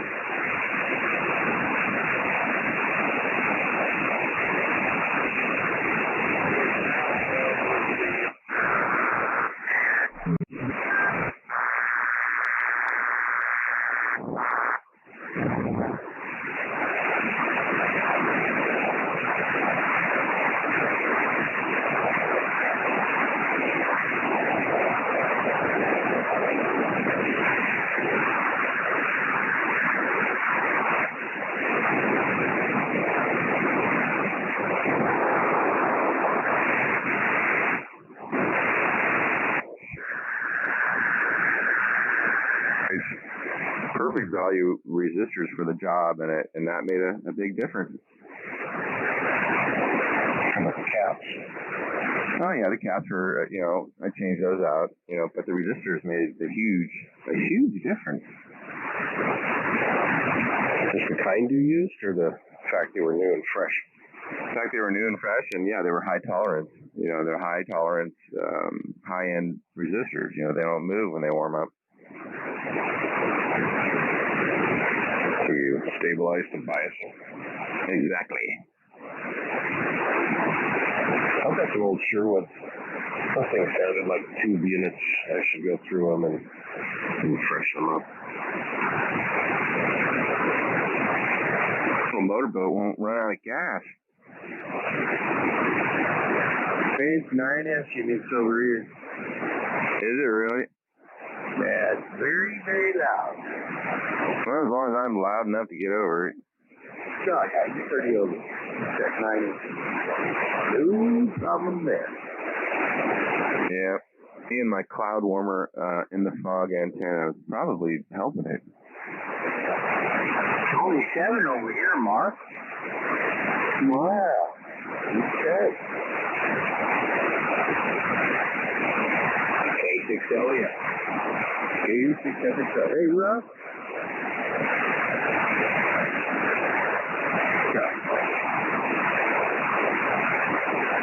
Hey, good morning, W6. You're on my quick. Morning, Mark. Are you on this Friday, morning? Yeah, that's exactly it. It's pretty cool. Good morning, Ray. Hey, Steve. Good morning. Hope you guys are doing well. Happy Thanksgiving. Still have some turkey. Good morning. Hey, Alex. How's it going? Going very well, thank you. Good signal this morning, all of you. You got the radar, Steve? Yep, definitely hearing it. And good morning, Les. Good morning, it's Devin. Good morning. Good morning, Steve.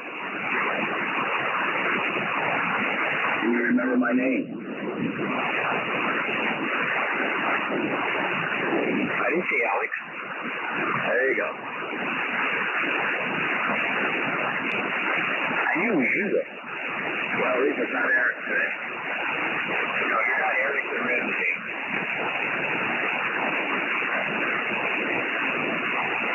I shot a red Doberman. His name was Eric the Red.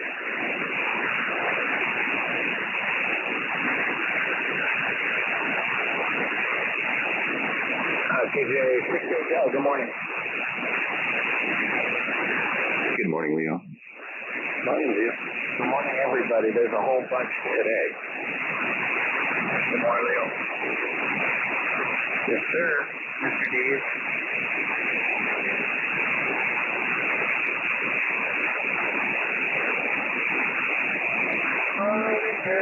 Morning, Alex. Morning. Good morning, Eric.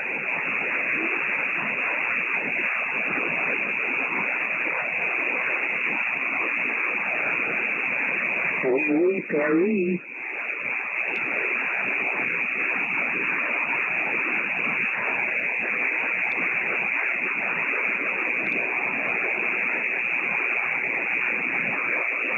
Well, I've been listening for about an hour, no poppy.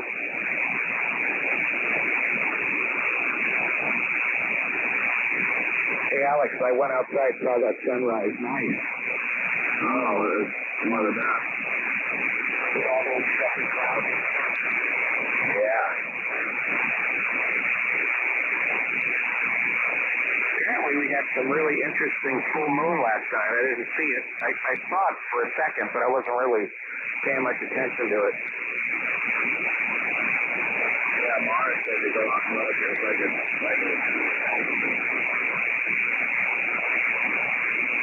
yeah, just because I saw some pictures of it this morning, so it had to be something interesting. Well, I didn't go out there and stare at it. I saw it lighting up one of the rooms, and I looked outside. Good morning, Rick. That wasn't that funny.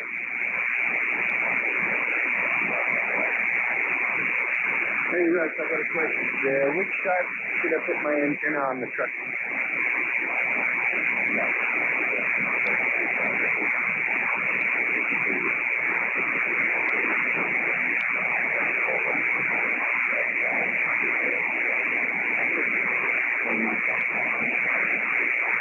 You get the trees if it's on the starboard side.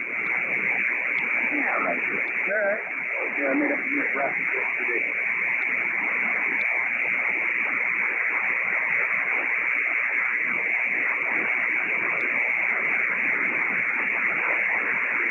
Hey, Mark, you do some amazing things with metal. Thank you.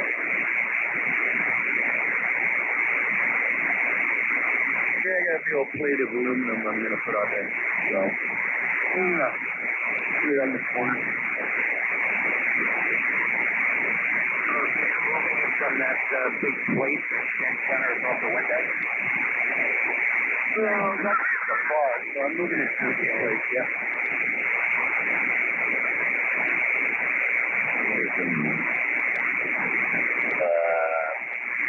Yeah, it was on a bar, and I'm moving it to a big old place. And why I'm doing it? Because, well, been having fluctuations. Well, Russ will tell you a bit more about it. So yeah, I figured that just move it, change it up.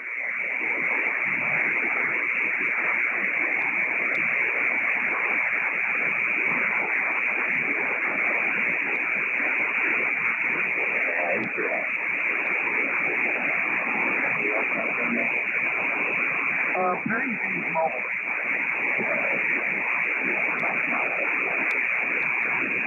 Yeah, the radar is overkill.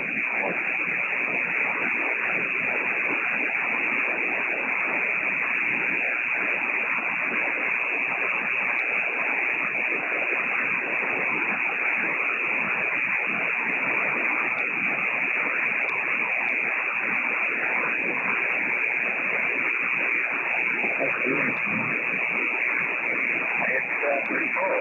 I did dump a couple of things in the trash yesterday. All you have to do is put one plastic.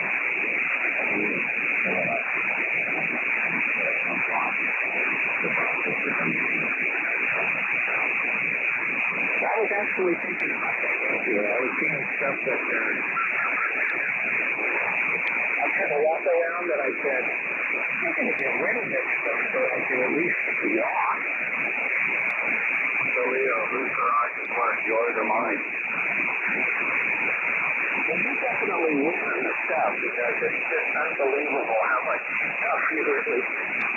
I can get around a little bit better. What else is walking here? Well, I'm sure you're walking, so I was thinking of doing something to fall off the shelf on me, so I think you will. Well, at least I got going. Yeah, amazing how many of those metal shelves you have in there with stuff back in the ceiling. Yeah, I'm barely using the rafters. And then down in the bottom 40, you got those other ones. Yeah, I got too much shipping container there. Just was in there a few minutes ago, and there's definitely some stuff that I might not need. I think about 50 or 60 dumpsters might work. Yeah, I got one for sure at the top to start with. And then, I don't know what to do with all my AM gear. All the 2-meter, the Donsets, and the E-kits, and the 6-meter AM gear, and all the with the HX 140, Hammerlands, all that crap.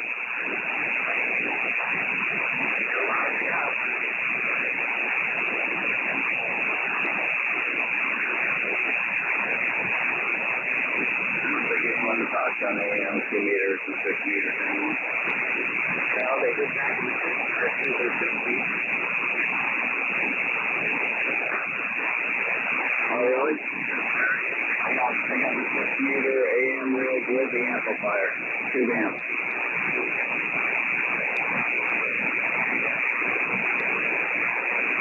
Is that crystal-driven radio? Yeah. Not a lot of stuff here. I got all the crystals. Ooh. You're back in luck, Harry.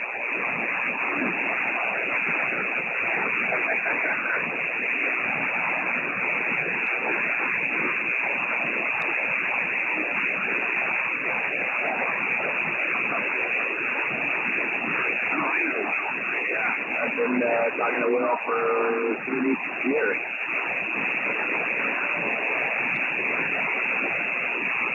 Where is he? Down the Riverside? Yeah, I used to talk to him on my 75-minute alpha load from here.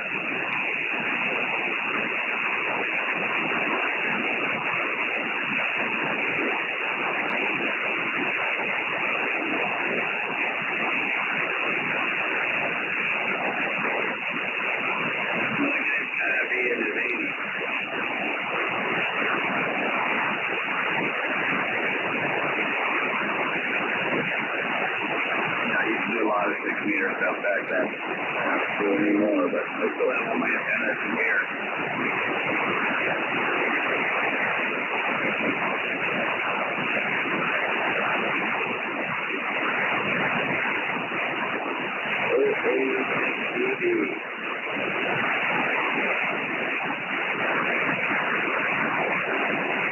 Hey Alex, did you get my text last night?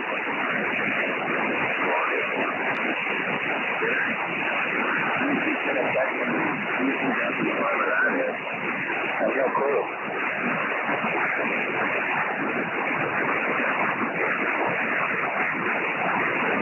Rob?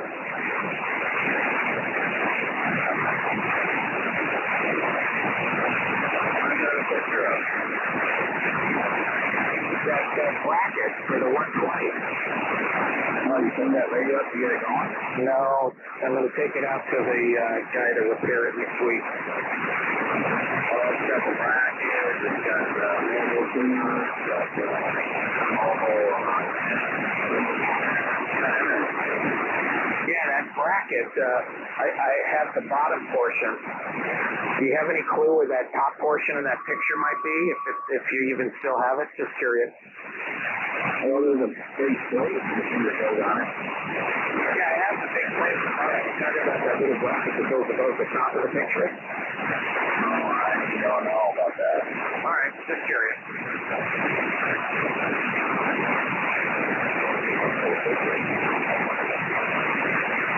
There's a bracket called an MB100 for a TF120. It slides into the bottom of the radio and locks in with a little latch. There's a bracket that goes above the top where you can, like a blanket on a normal VHF radio, where you can actually mount that on a shelf or underneath a dash in a huge truck or something. That one piece.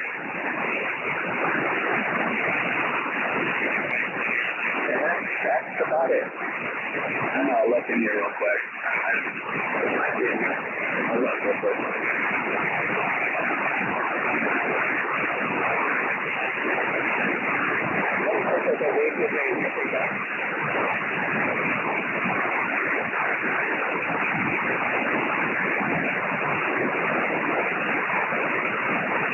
I guess not.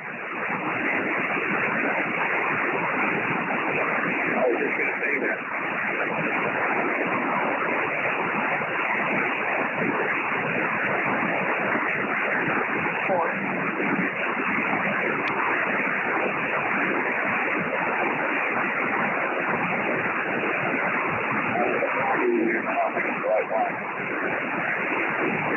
It'll be probably close to 12 inches long.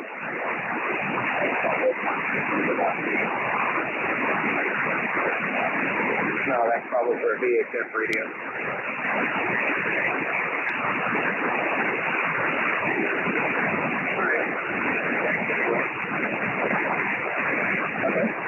Okay.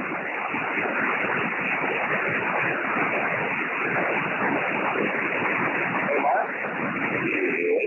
Hello? Where's the bracket you're gonna go into? Like the back left corner? Yeah, it's going to go right behind the cab on the front corner of the bed on the driver's side. Oh, okay. And it's a big plate of aluminum, and I'm going to screw it in on the front end with a, like an L bracket. There's no firewall for the Willie.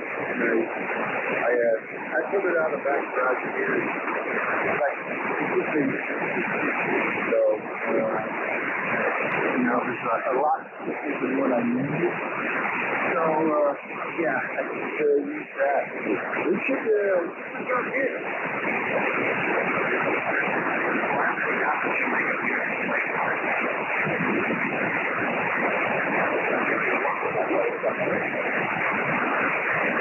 Well, I was going to polish it up. Well, those little brackets in there are beautiful. I mean, who the heck makes them? You.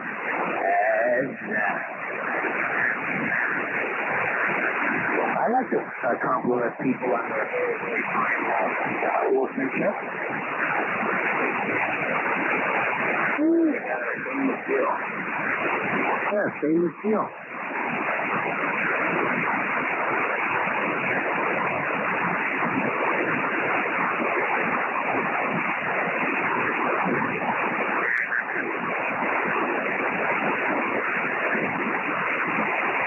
I could use but it's not real thick. So, I don't know. The aluminum is like 18 inch thicker, a little bit thicker. So, I figured I'd go with that. Yeah, that's good. Okay, that doesn't seem like enough. Well, I'm going to put a L back up to my edge of it. Where it sounds on the fan indicator, the spring it's a little flimsy, so I'm going to put, I'm going to rivet a L bracket on the front edge of it. This section over here, wobbling.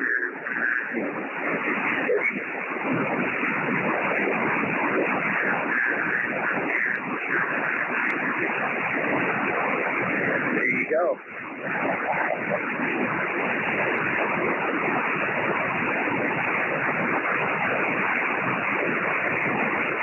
I don't have any brains, so it shouldn't be back below that mark.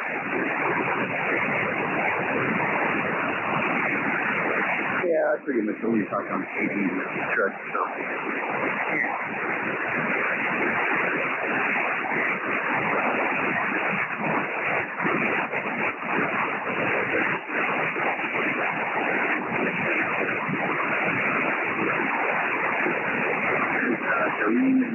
Mexico.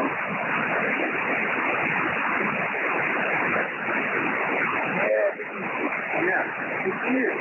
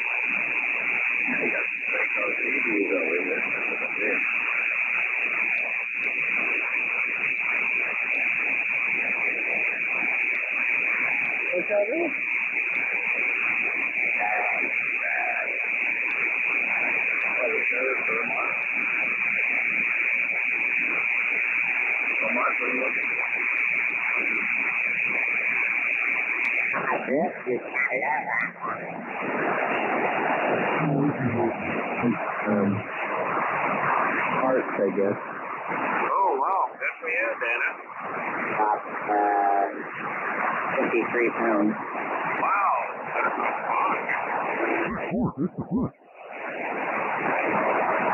Raising the energy I have now compared to before.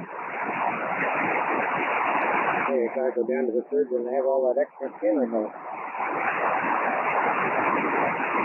I'm saving it for later. Yeah, gotta refill it later. Well, now I'm looking at this airplane. It's not, it's of the era. It looks like it's a liquid-cooled engine, but I don't know what it is.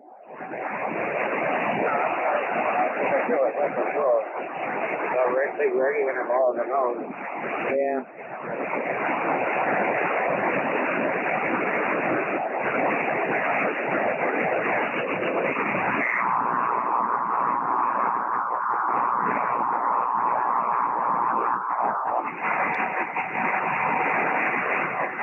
The 25 watts? I guess I just have to switch it to AM. No. You have a power control, don't you? Well, yeah. Oh, it's 25 watts on this can would be like right now on sideband. Roger. Yeah, stand by.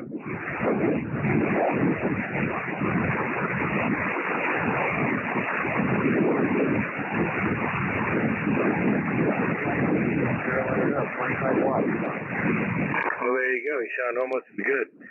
My noise is about S4, and you're coming in S8 at 25 watts. Are you running the Of course. How else can you hear me?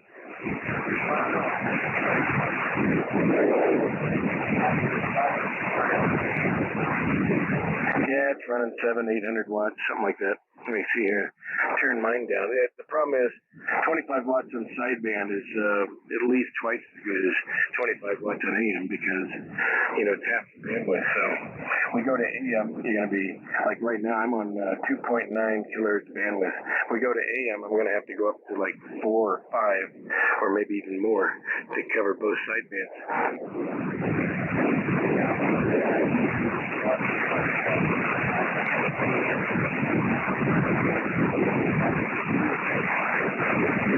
Yeah, it'd be a good exercise, and you could try it out.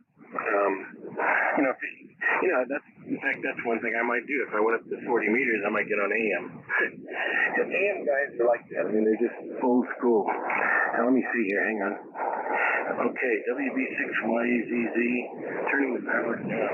WB6YZZ, we're running in about somewhere, maybe 50 watts now.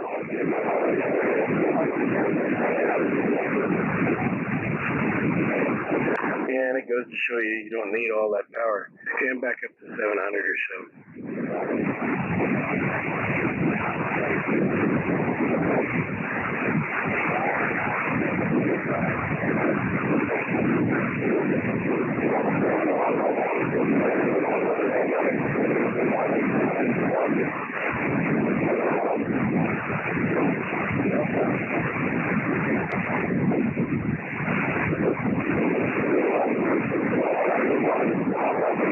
Yeah, well, like this, in real estate, it's location, location, location. In ham radio, it's conditions, conditions, conditions.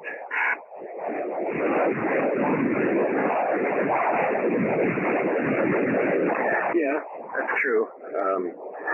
You can have great conditions and you can have 1,000 watts and all that, but if your antenna sucks, see, that's the other thing.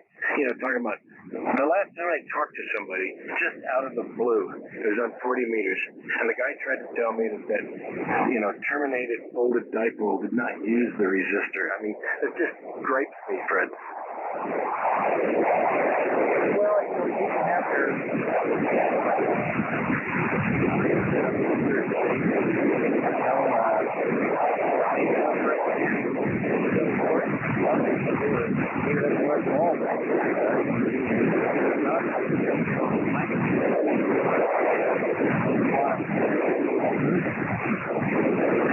no question about it.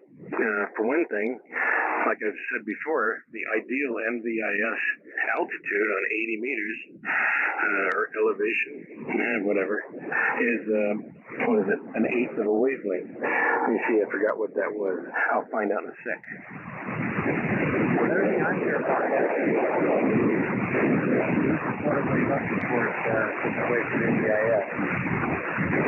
Well, yeah, it gets away from. I said an eighth of a wave is the ideal spot for NVIS.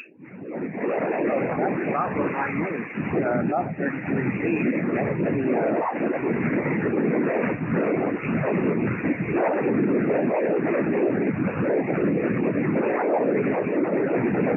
Yeah, you could be right. Maybe it's a quarter. I forgot.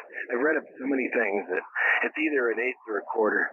My guess is, yeah, actually, you know what? It probably is a quarter. Because the half wavelength above the ground is ideal for a dipole. And that's getting up there, like, what is it, 60 feet? At least 80 feet, something like that. Yeah, 60 feet is the quarter wave for 80 meters. And my tower's only 40. Not quite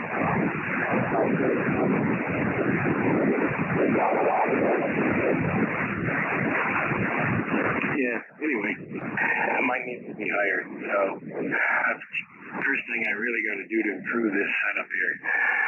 Get it higher, and I think I'm going to go to the wire man today and buy some new twin lead, because all I got is a bunch of pieces left now. And so I'll get some new twin lead from him, or make that ladder line up. I've got those. Oh, did I show you that? Maybe I didn't show it to you. I forget what they call it now. Ladder snap. I think that was it. And you just buy regular number 14 wire from Home Depot, insulated stuff.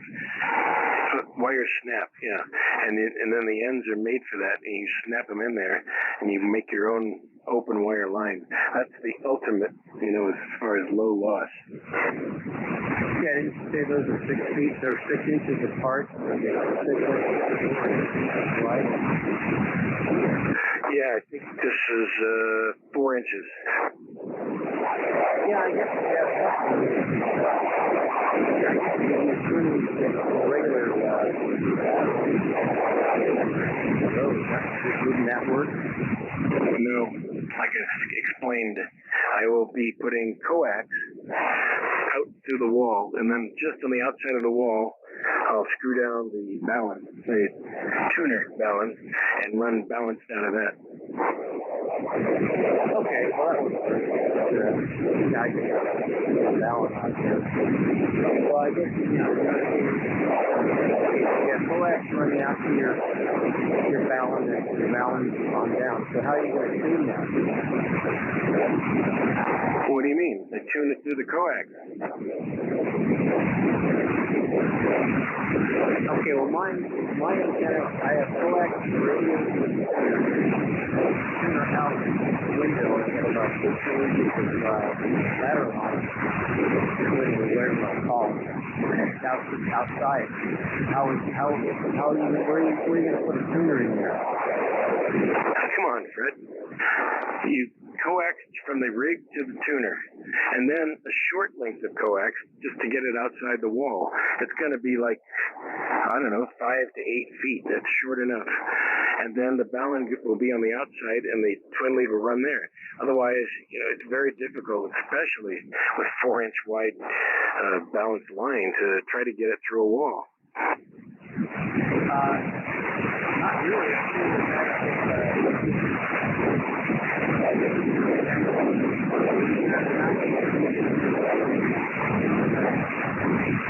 Yeah, but the insulation in the wall has a metal backing. You'd have to tear all that out, or some of it, and I'm not going to do that.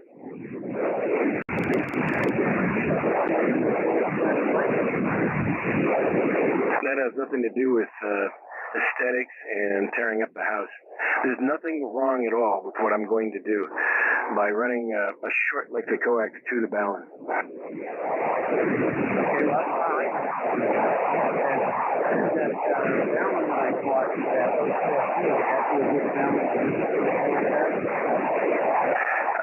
It is 4-to-1. Let's see. It probably would work, but I have an ATU balun made specifically for, and I believe it's a voltage balun rather than a current balun. The OCFD is a current balun, and this one's a voltage balun. It's a little different. It's more like a transformer instead of, it depends on how you wind it, but it's more like a transformer. 50 ohms to 400 with no connection between the two DC-wise.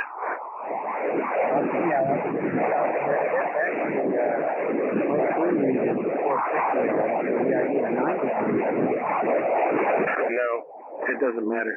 Because you got to realize, you know, wherever you're off residence, you're going to get a weird reflection, reactance plus some different resistance, so it really makes no difference.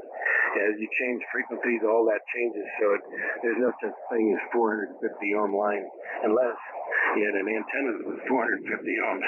You know, if you went up to a balun that gave you 450 to a 72 ohm dipole, then it really would be 45, but it's only on one band.